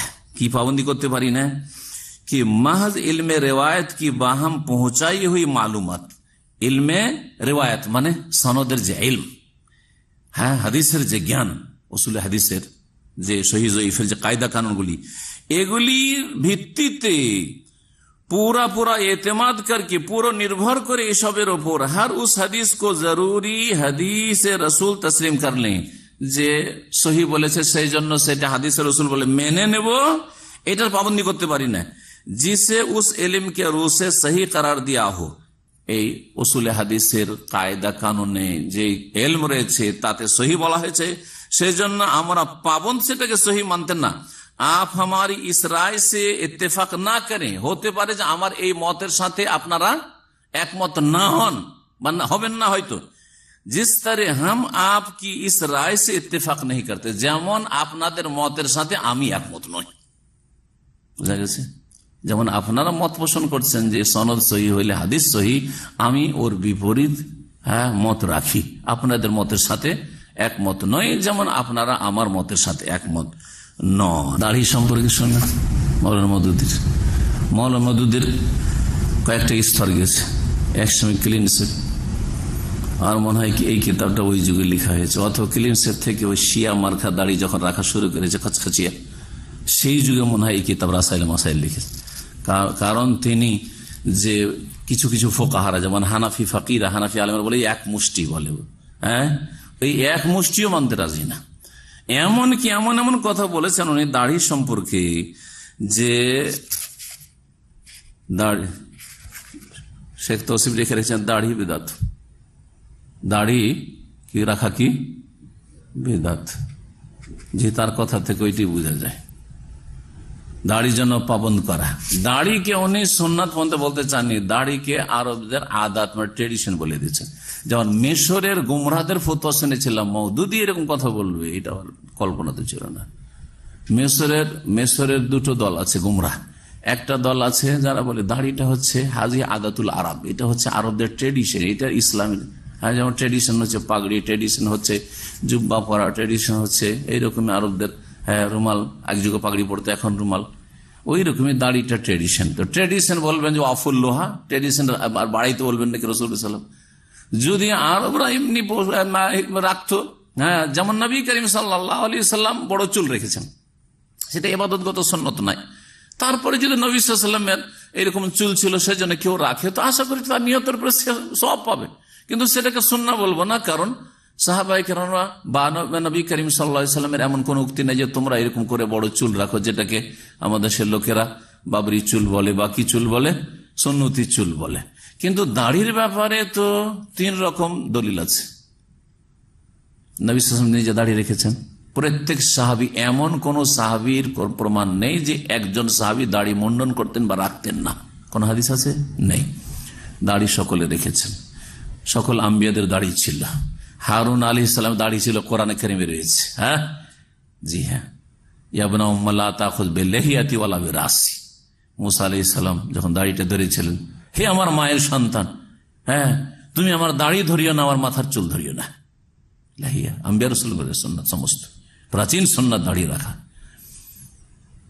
দাড়ি রাসূল রাখতে বলেছেন, তাকিদ করেছেন রাখো। দুই হইল, নিজে রেখেছেন, সাহাবীরা রেখেছেন, আর রাখতে হুকুম করেছেন। তৃতীয় হচ্ছে যে দাড়ি মুন্ডন করতে নিষেধ করেছেন, আর বলেছেন যে মুশরিক, অগ্নিপূজক, কাফেরদের বিরোধিতা করো। ফাইন্নাহুম ইয়াহলিকুনা লিহিম, তারা দাড়ি মুন্ডন করে, তোমরা দাড়ি মুন্ডন করবে না। এই জন্য সঠিক মত হচ্ছে দাড়ি রাখা ওয়াজিব ইবাদত, ওয়াজিব এবং ইবাদত। মিশরি গুমরাহদের একটা দল এক সময় বলে দাড়িটা আরবদের ট্রেডিশন, যার ফলে দাড়ি দ্রোহিতা তাদের মধ্যে, দাড়ি সম্পর্কে একটা বিদ্বেষী মনোভাব কাজ করেছে।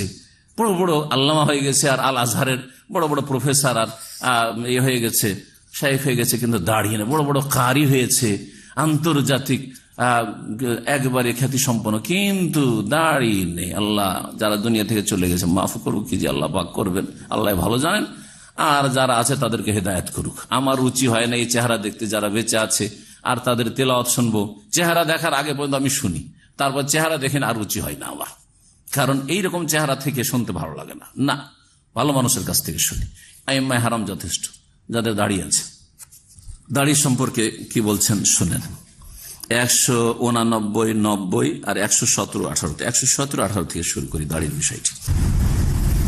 প্রশ্নকারী প্রশ্ন করেছে দাড়ি কি মিকদার কা মশলা, দাড়ির পরিমাণটা কত হইতে হয়, এই মশলা सवाल जिज्ञासा करते हैं। दाढ़ी की मिकदार की आदम तायन पर तर्जमान में जो कुछ लिखा गया है उससे मुझे तशवीश है। जिज्ञासा जिज्ञेस করছেন যে আপনারা যে তরজমান পত্রিকাতে দাড়ি সম্পর্কে লিখেছেন এ সম্পর্কে আমি বিচলিত, জি উদ্বিগ্ন। তশবিশ মানে আমি উদ্বিগ্ন। क्योंकि बड़े बड़े ओलमा का मुत्तफाका फतवा इस पर मौजूद है। बड़े बड़े ओलमाদের সর্বসম্মতিক্রমে ফতোয়া রয়েছে कि দাড়ি এক মুষ্ট ভর লম্বি होनी चाहिए, দাড়ি কমপক্ষে এক মুষ্টি হইতে হবে। হানাফি ফতোয়া জিজ্ঞাসাকারী হয়তো হানাফি ফতোয়া এটা, বা ফোকাহাদের আরো এরকম ফতোয়া আছে। और इससे कम दाढ़ी रखने वाला फासिक है, এর চাইতে কম দাড়ি রাখলে কি হয়? फासिक है। जिज्ञासाकारी बोलते चाहे आप आखिर किन दलाइल की बिना पर इस इजमाई फतवा को रद्द करते हैं? आप কোন দলিলের ভিত্তিতে এই যে আমাদের ওলামাদের ইজমা আছে দাড়ি কমপক্ষে এক মুষ্টি রাখতে হবে, আপনি এটাকে রিজেক্ট করছেন এই ফতোয়াকে? জি জবাব, ये तो उन्हीं ওলামা से पूछना चाहिए যারা লাজিম করেছে, জরুরি করেছে এক মুষ্টি রাখতে, তাদেরকে জিজ্ঞেস করেন, আমাকে কেন জিজ্ঞেস করছেন? মদুদি বলছেন कि उनके पास मिकदार की तायन के लिए क्या दलील है? ওনারা যে এক মুষ্টি করেছেন ওর দলিলটা ওদেরকে জিজ্ঞেস করেন। আর খুসুসান ফিসক কি ও আখির কিয়া তারিফ, ফাসেক যে বলা হয়েছে তো ওর সংজ্ঞা কি, আর ফাসেক হবে এর দলিল কি? जिसकी बिना पर उनकी तायन करदा मिकदार से कम दाढ़ी रखने वाले पर फासिक का इतलाक हो सकता है, যে ওর চাইতে কম রাখলে ফাসেক হবে। এই দলিলগুলো ওদেরকে জিজ্ঞেস করে যারা ফতোয়া দিয়েছেন। मुझे सख्त अफसोस है, তারপর বলছে আমাকে বড় আক্ষেপ হচ্ছে कि बड़े बड़े ओलमा खुद हुदूद शरिया को नहीं समझते, বড় বড় ওলামারা শরীয়তের সীমা রেখা বুঝে নাই, और ऐसे फतवा देते हैं, एमन एमन फतवा देय जो सरीहन हुदूद शरिया से मुताजाविज है, एमन एमन फतवा देय যেগুলো শরীয়তের সীমানা অতিক্রম করে যায়। দাড়ি के मुताल्लिक सारे ने कोई हद मुकर्रर नहीं किया। এখন দাড়ির ব্যাপারে শরীয়তে কোন সীমানা বা সীমারেখা নেই যে এতটা রাখতে হবে, হইলেই হইল। এই ফতোয়াটা মওদুদির আগে থেকে জানতাম। এটা হচ্ছে দ্বিতীয় আরেক শ্রেণীর গোমরাহ ওলামাদের ফতোয়া। কিছু মিশরি আছে, আরে দাড়ি রাখলে হইলে, একটু চেনা গেলেই হইতো হইল, একটু যদি খোঁজ হয়ে থাকে তাহলে উঠিত তো। বলছে দূর থেকে একটু দেখলে যদি বোঝা যায় হ্যাঁ ওর মুখে একটু দাড়ি কালো কালো মনে হচ্ছে, বা পাকা হইলে সাদা সাদা মনে হচ্ছে, তাহলে হয়ে গেল, ব্যাস এতটুকু হইলেই হইল।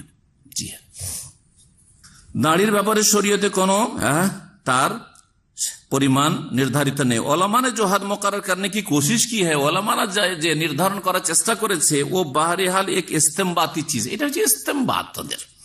और कोई इस्तेमबात किया हुआ हुक्म वो हैसियत हासिल नहीं कर सकता जो नस की होती है। কোন একটা মাসলা इस्तेमबात করেছে সেটা এইরকম গুরুত্ব রাখে না যেটা একটা দলিলের গুরুত্ব রাখে। किसी शख्स को अगर फासिक कहा जा सकता है तो सिर्फ हुकुम मनसूस की खिलाफ वर्जी पर कहा जा सकता। काकू যদি ফাসিক বলেন তাহলে শরীয়তের কোন হুকুমের যদি হুকুম লঙ্ঘন করে তাহলে বলা যাবে হুকুম লঙ্ঘন হলো না। ওয়াফুল্লুহা, দাড়ি বাড়াও, কতবার বলছেন নবী করিম সাল্লাল্লাহু আলাইহি ওয়াসাল্লাম। খালিফুল মুশরিকিন, খালিফুল মজুস, মুশরিক মজুসের বিরোধিতা করো, তো কি লঙ্ঘন হলো না নবী করিম সাল্লাল্লাহু আলাইহি ওয়াসাল্লাম আদেশ নিষেধের? চিন্তা করুন, फासिक बोलबे ना। इससे ज्यादा खतरनाक गलती ये करते हैं कि नबी सल्लल्लाहु अलैहि वसल्लम की आदत को बेआईनी और सुन्नत करार देते हैं। बोलছে যে खतरनाक মানে বুঝেন কি বিপজ্জনক, खतरनाक गलती, বিপজ্জনক ভুল।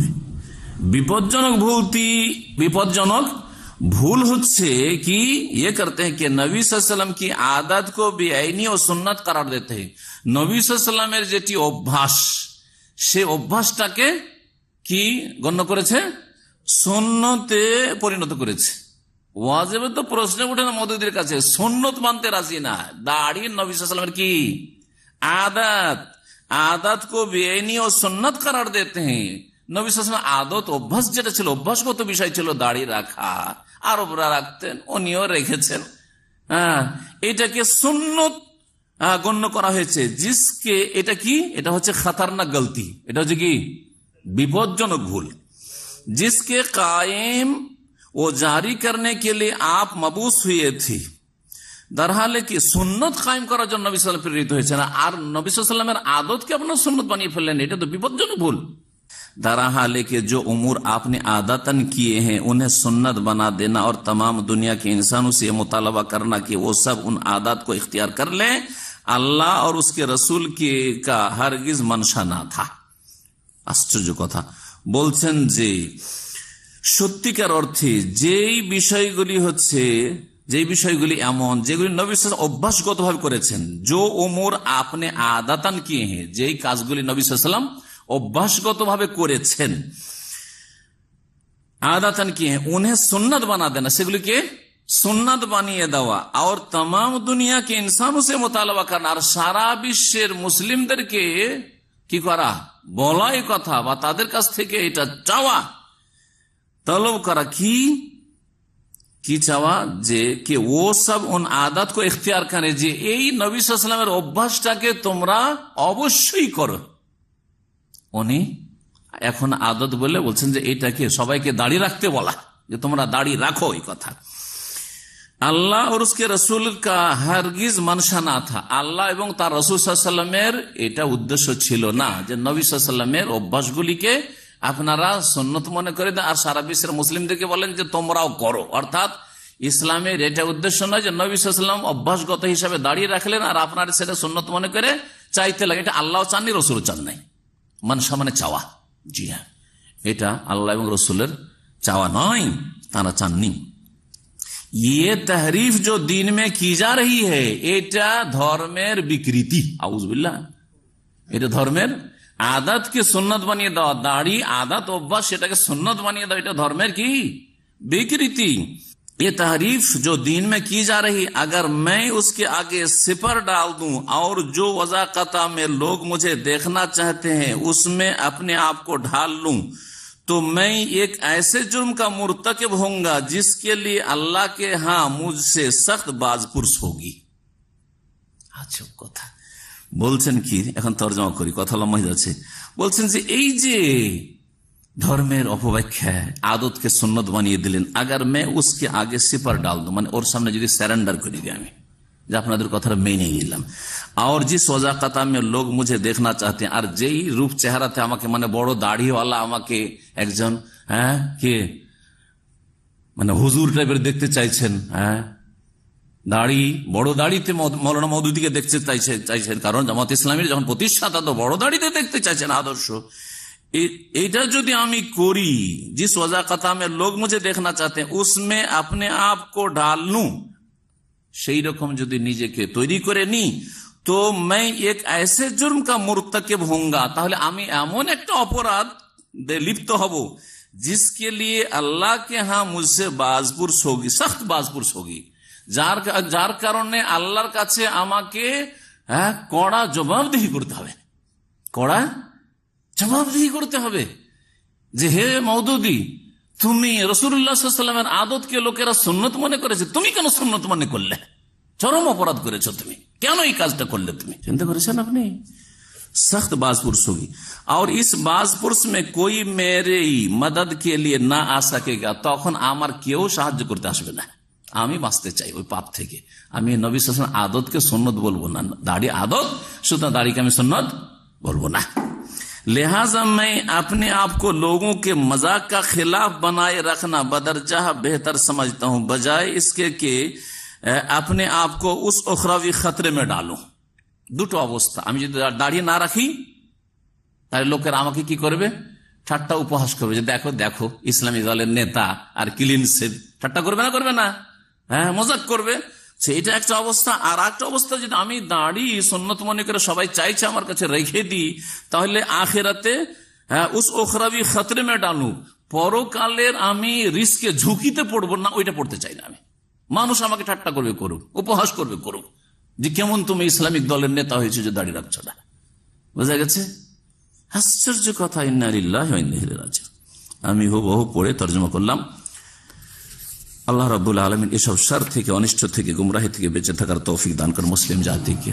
আবার বলছি, কোরআন সুন্নাহর আলেমদের, সালাফে সালেহিনের সহি ফতোয়া হচ্ছে যে দাঁড়িয়ে রাখা আদাত তো নয়, গুমরাহি এটি কথা, সুন্নাত তো নয়, এটিও ভুল ফতোয়া, বরং ওয়াজিব। আর তার পেছনে তিনটি কারণ বললাম, যে রাসূলুল্লাহ সাল্লাল্লাহু আলাইহি ওয়াসাল্লামের কওলি হাদিস রয়েছে, বচনও রয়েছে, ফেলি হাদিস রয়েছে, কর্ম রয়েছে, আর কাফেরদের সাথে চেহারা আর মিল রাখতে নিষেধ করেছেন, তাদের বিরোধিতা করতে বলেছে রাসূলুল্লাহ সাল্লাল্লাহু আলাইহি ওয়াসাল্লাম। রফুলিয়া দেন, এই যে হাত উঠিয়ে নামাজ পড়া, যদি একটা সুন্নতের মাসালা, তো এটাকে উনি বিদাত বলতে গেছেন, করাও বিদাত না করাও বিদাত। আজব কথাবার্তা ওনার এক্সপ্লেন ব্যাখ্যায় আশ্চর্যজনক। 163 পৃষ্ঠা একটু দেখে নি ওটা।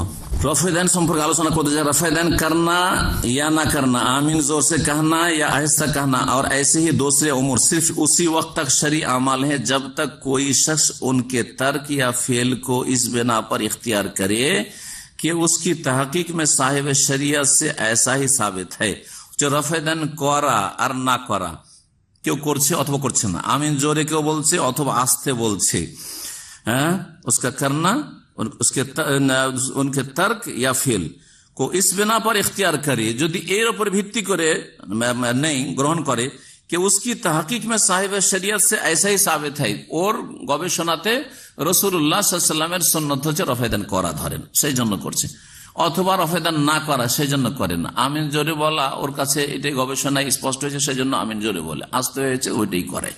যদি এইরকম হয় তো বলছেন साहिब शरियत से ऐसा ही साबित है, या ये कि ऐसा करना दलाइल शरिया की बिना पर अर्जा औला है, তার কাছে যে দলিলগুলি দলিলের দিক থেকে সে শক্তিশালী মনে করছে, এইরকম যদি করে তো ঠিক আছে। मगर जब यही अमल, তার কাছে এটা ঠিক লেগেছে বলে করেছে, কিন্তু मगर जब यही अमल किसी मखसूस फिरके के शियार बन जाए, এই আমলগুলো যদি কোনো একটা দলের প্রতীক হিসাবে চিহ্নিত হয়, প্রতীক হিসাবে জানা যায়, যেমন রফায়দান করা, যদি ভারত বা বাংলাদেশের রফায়দান যদি করে কেউ, তার মানে জেনে নেবে যে কি আছে, আহলে হাদিস আছে।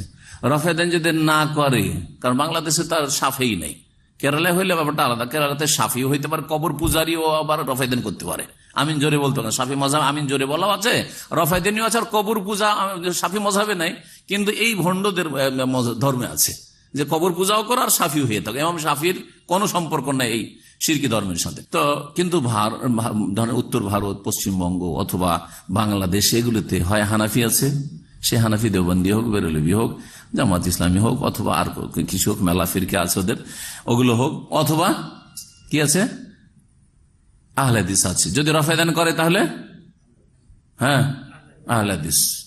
তো মওদুদী সাহেব বলতে চাইছেন যে রফায়দান করাটা যদি কোনো একটা দলের প্রতীক হয়ে যায়, যে চেনা যাচ্ছে ওটি দিয়ে আহলে হাদিস, মসজিদে নামাজ পড়ছে রফায়দান করে, তার মানে এরা আহলে হাদিস, এরা রফায়দান করে না তার মানে এরা হানাফি। যদি এইরকম প্রতীক হিসাবে যদি জানা যায় যে এইটা একটা তাদের কি হচ্ছে লক্ষণ, পরিচয় হয়ে গেছে, তাহলে আপত্তিকর হয়ে গেল, তাহলে বিদআত হয়ে যাবে।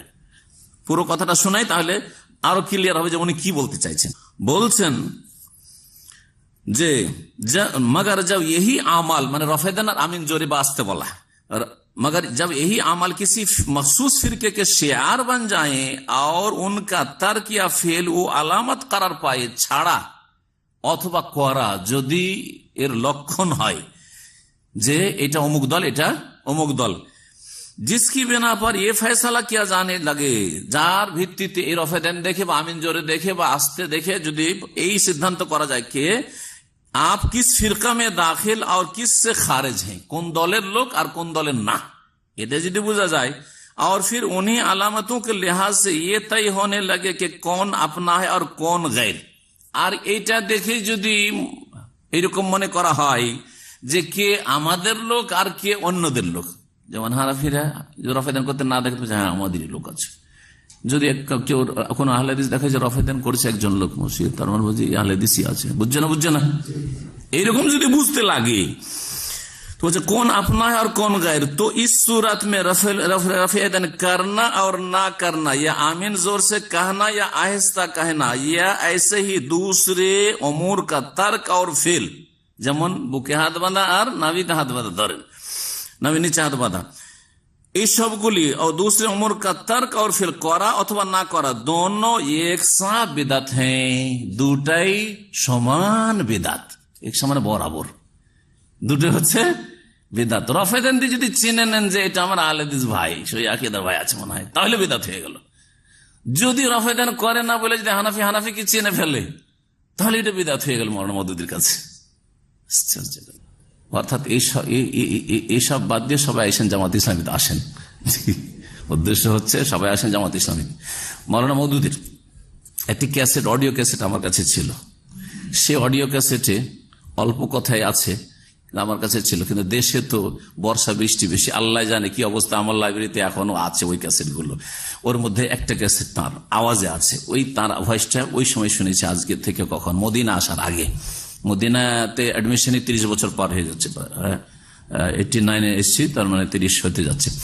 তার আগের কথা বলছি আর কি, 86, 87, 88 এই সময়গুলোতে।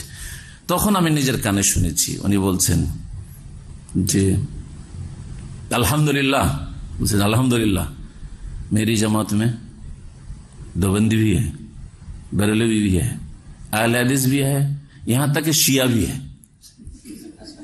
আমি নিজের কানে শুনেছি, আল্লাহ সাক্ষী আছে। বলছে আলহামদুলিল্লাহ, আল্লাহ শুকরিয়া আদায় করেছে যে আমার দলে দেওবন্দি মানে এই যে কওমি তবলিগি, হ্যাঁ এরা আছে, চরমনা এই টাইপের যারা আছে এরা আছে দেওবন্দি সিলসিলা। আর আমার দলে বেরেলভি মানে আমাদের যেখানে 18 ভান্ডারি যেগুলো, এরাও আছে, রেজাখানি। আর আমার দলে আহলে হাদিসও আছে, 3 নম্বরে আহলে হাদিসের কথা বলছে দেওবন্দি বেরেলভি বলার পরে। তার বলছে ইহা তক এমন কি শিয়া भी हमारी जमात में है। গৌরব করে বলছে যে শিয়া আমার দলে আছে। টার্গেট হচ্ছে যে আমাদের এই রাজনৈতিক যে থিওরি, এটাতে একমত হয়ে যাও, আর বাকি যা পারবে তাই করো। জি হ্যাঁ। আর একটা বিষয় দাজ্জালের কথা, দাজ্জাল সম্পর্কে খণ্ড হচ্ছে প্রথম খণ্ড, রাসাইল মাসাইল প্রথম খণ্ড, আর পৃষ্ঠা হচ্ছে 37 নম্বর পৃষ্ঠা। দাজ্জাল সম্পর্কে একবার ওনাকে জিজ্ঞাসা করা হলে প্রশ্নের উত্তরে উনি চট করে বলে ফেলেন যে দাজ্জাল, কানা দাজ্জাল এটা হচ্ছে আফসানা। আফসানা বুঝেন? উপন্যাস। উপন্যাস মানে কি? কাল্পনিক কথা। উপন্যাস কি হয়? কাল্পনিক। হ্যাঁ, জি হ্যাঁ। তো এরকম বলে দিলেন। তারপরে যখন তারপরে এতরাজ আপত্তি হইতে লাগলো, তখন তিনি বলতেন না না, আমি আসল দাজ্জালকে আমি অস্বীকার করিনি, আসল দাজ্জালটা আমি মানি এবং আমি দোয়া করি। উনি লিখেছেন নামাজের শেষে আমি আল্লাহ নেওয়াজুবেকা, হ্যাঁ, যে বলে যে দোয়াটি আছে 4টি, যে বিষয় থেকে আশ্রয় চাওয়া, ওটা আমি করি। আর সেই কানা দাজ্জালে বিশ্বাস করি। তবে দাজ্জাল সম্পর্কে যে বলা হচ্ছে সহিহ মুসলিমের হাদিসে যেটা আছে যে দাজ্জাল কোন জায়গায় কোন দ্বীপে বাধা আছে, সে কোলাবদ্ধ আছে, সে হাদিসুল জাসাসা যেটি, সেটা বলছে এটা হচ্ছে উপন্যাস। এটা হচ্ছে উপন্যাস, অর্থাৎ সহিহ মুসলিমের হাদিসটিকে তিনি কি বলেছেন? উপন্যাস বলেছেন। উপন্যাস বলেছেন। একটু ওনার কথা শুনে। তরজমাল কোরআন, রমজান 64 হিজরি, সেপ্টেম্বর অক্টোবর 1945 লিখা। 1945 লেখা, জামাত ইসলামী প্রতিষ্ঠার পরে পরে এই বইটি লিখা। 1945 খ্রিস্টাব্দের লিখা এই বইটি বা তরজমাল কোরআন, এই বিষয়টি লিখেছেন উনি। বলছেন ইয়ে কানা দাজ্জাল ওয়াগায়রা তো আফসানা হ্যাঁ। বলছে এই যে কানা দাজ্জাল বা অন্য কিছু এসব যে বলা হয় তাকে, এগুলো কি উপন্যাস, जिनकी कोई शरई हैसियत नहीं, जार शरीयत कोनो भित्ति नहीं, इन चीजों को तलाश करने में हमें कोई जरूरत भी नहीं, इन चीजों को तलाश करने की हमें कोई जरूरत भी नहीं। এই জিনিসগুলো বা এই বিষয়গুলির সন্ধান করার কোনো দরকার নেই, প্রয়োজন নেই। আওয়াম में इस किस्म की जो बातें मशहूर हैं, জনগণের মাঝে যে এসব কথা প্রসিদ্ধ, उनकी कोई जिम्मेदारी इस्लाम पर नहीं है, এগুলির দায়িত্ব ইসলামের উপর আসবে না। যে কেউ আপত্তি করবে যে ইসলাম এসব বলা হয়েছে কোথায় আছে, সারা পৃথিবী তো মানুষ, সারা পৃথিবী সবকিছুই জেনে গেছে, সব জেনে গেছে, এটা কেমন কথা হইল? और उनमें से कोई चीज अगर गलत साबित हो जाए, कोनটা যদি ভুল সাব্যস্ত হয়ে যায়, প্রমাণিত হয়ে যায়, তো उससे इस्लाम का कोई नुकसान नहीं पहुंचता, ইসলামের কোনো ক্ষতি হয় না। এই কানা দাজ্জাল সম্পর্কে এসব কথা হচ্ছে উপন্যাস। যখন এইরকম উনি বললেন, তখন প্রশ্নকারী প্রশ্ন করলো, তখন উনি বলছেন আমি কানা দাজ্জালকে অস্বীকার করিনি। বলছে যে मैंने, জবাবে বলছেন প্রশ্নকারী, প্রশ্ন লম্বা আছে ওই দাজ্জাল সম্পর্কে, मैंने जिस चीज को अफसाना करार दिया है, তারপরে বলছেন আমি যে বিষয়টিকে উপন্যাস বলেছি, ও ये ख्याल है, এই ধারণা করা कि দাজ্জাল कहीं मुक़य्यद है, দাজ্জাল কোথাও বাঁধা আছে। बाकी रहा ये अमर की एक बड़ा फितना परदास दज्जाल जाहिर होने वाला है, এই বিষয়টি যে দাজ্জাল প্রকাশ পাবে, যে বড় ফিতনা করবে, তো उसके मुताल्लिक हादिस में जो खबर दी गई है, যে হাদিসে অনেক হাদিস রয়েছে এই বিষয়ে, मैं उसका कायल हूं, সেটা আমি বলছি। और हमेशा अपनी नमाज में वो दुआए मासूरा पढ़ा करता हूं, ওই দোয়া আমি পড়ি, দুআয়ে মাসুরা, जिसमें मिन जुमला दूसरे ताउज़ात के অন্যান্য আশ্রয়ের সাথে এই বিষয়টি আছে কি যে আল্লাহুম্মা ইন্নী আউযু বিকা মিন ফিতনাতিল মাসিহিদ দাজ্জাল। জি হ্যাঁ, তার মানে যে হাদিসটি সহিহ মুসলিমে আছে সেই হাদিসটি জাসাসার হাদিসটি আমি আজকে আমার কাছে নকল করে রেখেছি। হাদিসটি লম্বা হাদিস রয়েছে।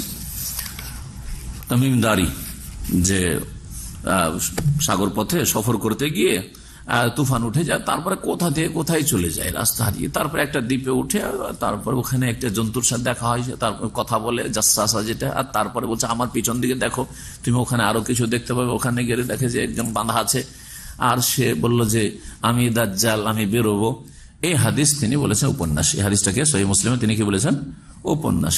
জি আল্লাহ ভালো জানেন, তবে কমপক্ষে অসংখ্য মানুষকে সন্দিহান করে দিবে সহিহ বুখারী মুসলিমের হাদিস।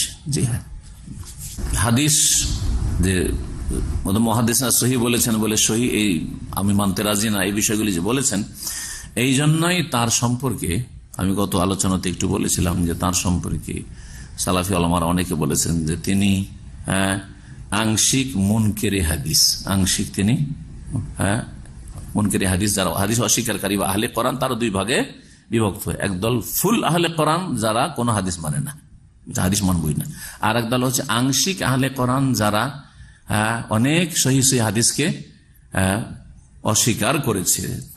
তাদের অনেকে আছে যুক্তিকে কখনো প্রাধান্য দিয়ে, কখনো বিভিন্ন সংশয় সৃষ্টি করে, কখনো ফিতনার শিকার হয়ে।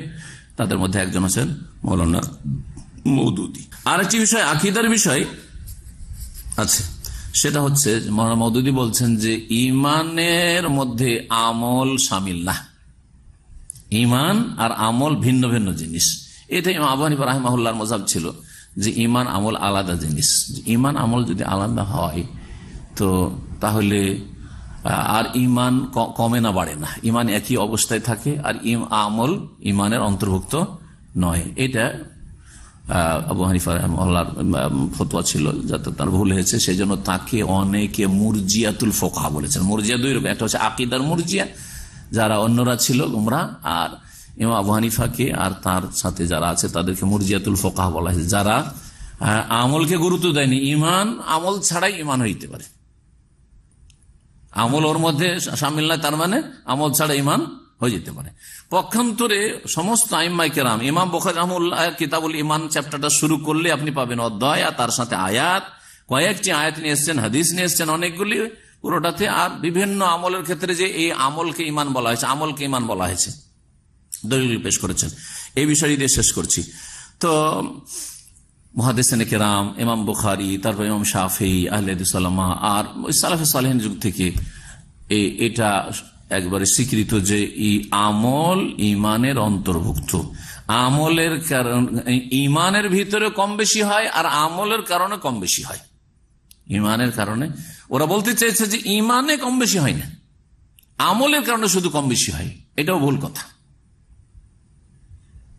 ইমানটা কিসের কাজ? নয়, অন্তরের কাজ না। অন্তরের যে কাজগুলি আছে সেই কাজগুলিতে কম বেশি হয় না, হয় না। উদাহরণ দিয়ে বোঝাই। অন্তর একটা কাজ হচ্ছে ইমান, ইমানটা পরে বলবো কারণ ইমানটা আমাদের আসলে বিশ্বস্ত। অন্তরের একটি কাজ হচ্ছে শোক, দুঃখ, কষ্ট, মানসিক কষ্ট, অন্তরের কাজ, ঠিক না? সবার শোক কি এক রকমের? একজন মারা গেছে, সবাই কি একই রকম শোকার্ত? না, ভিন্ন ভিন্ন। আপনার শোক বিভিন্ন রকমের শোক হয়, সব শোকগুলি কি একই স্তরের? আনন্দ, কখনো কখনো আমরা আনন্দিত হয়, আনন্দটা কার কাজ? অন্তরের কাজ। আমাদের আনন্দ কি একই স্তরের হয়? তাতে ভিন্নতা আছে। ঠিক তেমনি ইমানেও কম বেশি আছে। যারা বলেছে ইমানের কম বেশি হয় না, তাদের একটা সংশয়, ইমানে যদি কম বলি তো ওটা তো সন্দেহ, সন্দেহ হলে তো কুফরি হয়ে গেল। সেজন্য কম আর বেশি বলবো না, বেশি হয় না কম হয় না। কিন্তু বড় যে একটা কত বড় ভুল করলো যে যখন ইমানে কম বেশি হয় না, তাহলে একটা একবারে নিম্ন শ্রেণীর পাপিষ্ট মুসলিমের ইমান আর এই উম্মতের সবচেয়ে শ্রেষ্ঠ ব্যক্তি আবু বকর সিদ্দিকের ইমান, ওমরের ইমান, উসমানের ইমান, আলীর ইমান, হাসান হোসেন ইমান সমান। চিন্তা করুন তো দেখি, মুরজিয়াদের কথা এটা। আমাদের মধ্যে ইমানে কত পার্থক্য আছে এই লোকটির মধ্যে, তাহলে চিন্তা করেন আপনি। ইমানেই পার্থক্য আছে, বিশ্বাসে পার্থক্য আছে। বিশ্বাসে পার্থক্য আছে, সবাই বিশ্বাস, আপনি বিশ্বাস আমি বিশ্বাস করি, কিন্তু বিশ্বাসে পার্থক্য আছে।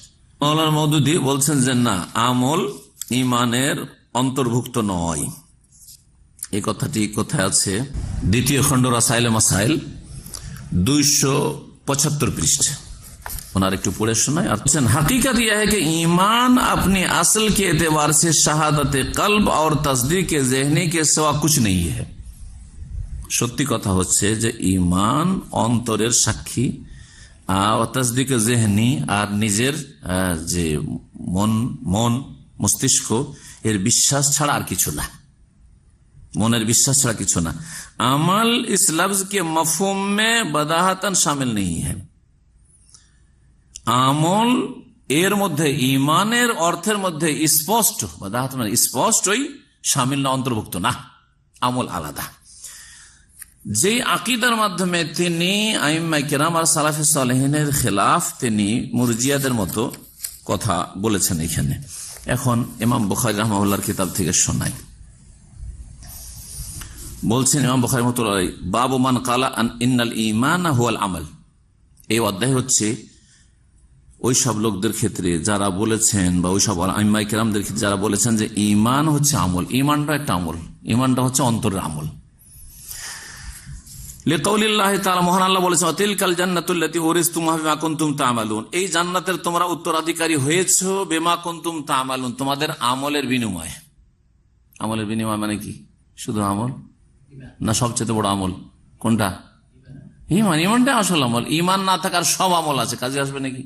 কোনো কাজে আসবে না। ওয়াকাল ইদ্দাতু মিন আহলিল ইলমি ফি কওলিহি তাআলা, মহান আল্লাহর এই বাণী সম্পর্কে অনেক উলামায়ে কেরাম বলেছেন, ফারাব্বিকা লা নাসআলানহু আজমা আম্মা কানু ইয়ামালুন। তোমার প্রতিপালকের কসম হে নবী, অবশ্যই অবশ্যই তাদেরকে আমি জিজ্ঞেস করব সকলকে, আম্মা কানু ইয়ামালুন, তারা কি আমল করেছে, তারা কি আমল করেছে, অর্থাৎ আন কওলি লা ইলাহা ইল্লাল্লাহ, লা ইলাহা ইল্লাল্লাহ সম্পর্কে জিজ্ঞেস করব, ঈমান সম্পর্কে জিজ্ঞেস করব। তারপরে আরেক আয়াত, লিমিসলি হাযা ফালিয়ামালিল আমিলুন, এর জন্য আমলকারীরা আমল করুক, অর্থাৎ ইমানদাররা আমল করুক। তাহলে আমল এখানে ইমানকে বলা হয়েছে। হাদিস সহিহ বুখারীর 25 নম্বর হাদিস, ইমাম বুখারী রাহমাতুল্লাহ সংকলন করছেন। বলছেন, আন্না রাসূলুল্লাহ সাল্লাল্লাহু আলাইহি ওয়াসাল্লাম আইয়ুল আমাল আফজালু, রাসূলুল্লাহ জিজ্ঞেস করা হয় যে কোন আমল সবচেয়ে উত্তম? কাল ঈমানুন বিল্লাহি ওয়া রাসূলিহি, আল্লাহর প্রতি ঈমান এবং রাসূলের প্রতি ঈমান হচ্ছে সবচাইতে উত্তম আমল। কিলা, তারপর জিজ্ঞেস করা, সুম্মা কালাল জিহাদ ফি সাবিল, সুম্মা কিলা সুম্মা মাযা, কালা হজ্জুন মাবরুর, তারপরে মকবুল হজ। নবী করিম সাল্লাল্লাহু আলাইহি ওয়াসাল্লাম আরো বলেছেন যে ইসলামের বুনিয়াদ 5টি বিষয় রয়েছে। ইমাম বুখারী রাহমাতুল্লাহ অধ্যায় কায়েম করছেন শুরুতে কিতাবুল ঈমানের। আর বলছেন, ওয়া হুয়া কাউলুন ওয়া ফিলুন, ঈমান হচ্ছে কথার নাম, আর ওয়া ফিলুন কাজের নাম, আমলের নাম। তাহলে ঈমান আমল। ওয়া ইয়াজিদু ওয়া ইয়ানকুসু, বাড়ে আর কমে, বাড়ে আর কমে। আর তারপরে কয়েকটি আয়াত নিয়ে এসেছেন, সময়ের অভাবে আমি আয়াতগুলি তাফসীর করছি না। তারপরে তিনি বলছেন, ওয়াল হুব্বু ফিল্লাহি ওয়াল বুগদু ফিল্লাহি মিনাল ঈমান, আল্লাহর জন্য ভালোবাসা, আল্লাহর জন্য বৈরিতা হচ্ছে ঈমানের অন্তর্ভুক্ত। তারপরে তিনি আরেকটি হাদিস নিয়ে এসেছেন, যে হাদিসটি আপনাদেরকে শোনাই, সেটা হচ্ছে যে রাসূলুল্লাহ সাল্লাল্লাহু আলাইহি ওয়াসাল্লাম থেকে আবু রাদিয়াল্লাহু আনহু বর্ণনা করেছেন, আল ঈমানু বিদউন ওয়া সিত্তুনা শুবা, ঈমানের কতটি শাখা রয়েছে? একটি হাদিসে 70-এর অধিক, আর একটা রয়েছে 60-এর অধিক। জি হ্যাঁ, 60 বা 70-এর অধিক কি রয়েছে? শাখা প্রশাখা রয়েছে, ডালপালা রয়েছে। কিসের? ঈমানের। যে ডালপালাগুলি বলা হয়েছে, সেই ডালপালাগুলি সবগুলি কি হ্যাঁ অন্তরের কাজ না, আমল, অঙ্গ প্রত্যঙ্গের আমল। হ্যাঁ, তারপরে জবানের আমল, সেগুলি কি? তারপরে নবী সাল্লাল্লাহু আলাইহি ওয়াসাল্লাম বলছেন, এই 60-এর অধিক বা 70-এর অধিক যে ঈমানের শাখা রয়েছে, তাতে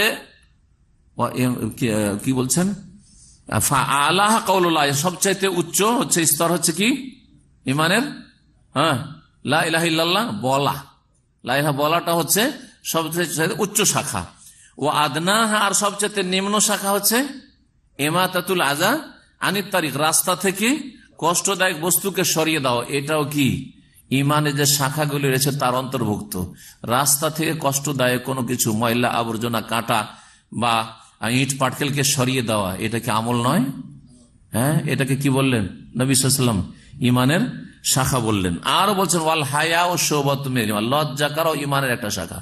লজ্জা করা এটা আমল না? লজ্জা করা ঈমানের শাখা। তাহলে এইরকম বহু দলিল রয়েছে সালাতকে ঈমান বলা হয়েছে, সিয়ামকে ঈমান, মান সামা রমাদান ঈমানান ওয়া ইহতিসাবান। জি, সুতরাং সালাফে সালেহিনের বা মুহাদ্দিসিন কিরামদের যে আকীদা, যে ঈমানের অন্তর্ভুক্ত হচ্ছে আমল, কিছু না কিছু আমল থাকতে হবে। এই জন্য তাদের কাছে ঈমান হচ্ছে তিনটি বিষয় সমষ্টির নাম। একটা হচ্ছে তাসদীক বিল জানান বা বিল কলব, অন্তর থেকে বিশ্বাস করা। আর কওলুন বিল লিসান, জবান দ্বারা, বা ইকরার বিল লিসান, জবান দ্বারা স্বীকৃতি, শাহাদাত প্রদান করা, সাক্ষ্য প্রদান করা। ওয়া আমালুন বিল আরকান, অঙ্গ প্রত্যঙ্গ দিয়ে আমল করা। এগুলি সব ঈমানের অন্তর্ভুক্ত। জি হ্যাঁ। তো আল্লাহ রাব্বুল আলামিন যেন আমাদেরকে সহি কথা বুঝার তৌফিক দান করেন। এই ছিল মোটামুটি আমাদের আলোচনা। এছাড়াও বেশ কিছু বিষয় রয়েছে, কিন্তু কথা লম্বা হয়ে গেছে, সুবহানাল্লাহ, অনেক সময় চলে গেছে, আর আমরা বেশি এতে যাচ্ছি না। একটি বিষয় বলেছেন যে কোন লোক মুহাম্মাদি বলে পরিচয় দিবে, এটাও জায়েজ না। ওনাকে তার আগে যদি আপত্তি করতে হইতো তো বলতে দেওবন্দি বলে, বেরেলভি বলে, অথবা রেজভি বলে, হ্যাঁ এইসব বলে পরিচয় দিবে। এগুলোর ক্ষেত্রে মুখ খুললেন না কেন? আশ্চর্য।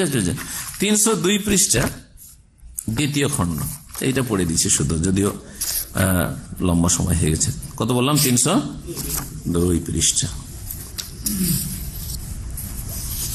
জামাত ইসলামী লোকদেরকে যারা খারাপ ভাষায় বলতো, তারা মৌদুদি পন্থী বলতো, বা এই ধরনের কথাবার্তা বলতো, মৌদুদিয়ে উর্দুতে বলতো। তো ওইটা সম্পর্কে আলোচনা করতে গিয়ে উনি বলছেন যে এটা আমরা পছন্দ করি না। তারপরে বলছেন যে হাম তো ইস মসলক কো মোহাম্মদি कहने के लिए भी तैयार नहीं है। আমি এই মাসলাককে, এই পথটাকে, এই আদর্শকে, মাসলাকে মোহাম্মদি বল, ইস মাসলাক কো মোহাম্মদি कहने के लिए, মোহাম্মদি বলবো, এটার জন্য প্রস্তুত না। কেউ বলবে যে আপনি কোন তরিকার লোক ভাই? যদি কেউ নিজেকে হানাফি পরিচয় দেয়, কেউ যদি শাফি, মালিকি, হাম্বেলি পরিচয় দেয়, কেউ নিজেকে বলে আমি দেওবন্দি মসলকের লোক, আমি রেজভি মসলাকের লোক, আপনি যদি মোহাম্মদি বলেন, এই কথা বলার জন্য প্রস্তুত না। হ্যাঁ, এটা বলা যাবে না। ये तो इस्लाम है जिसके मौजूद होने का शर्फ किसी इंसान को हासिल नहीं, इसलिए उसे किसी इंसान की तरह मनसूब नहीं किया जा सकता। কোন মানুষের সাথে সম্পৃক্ত করা চলবে না। এমনকি মুহাম্মদ রাসূলুল্লাহ সাল্লাল্লাহু আলাইহি সাল্লামের সাথে সম্পৃক্ত করে কেউ বলবে যে আমি মুহাম্মাদি, এটা বলতে আমি প্রস্তুত নই।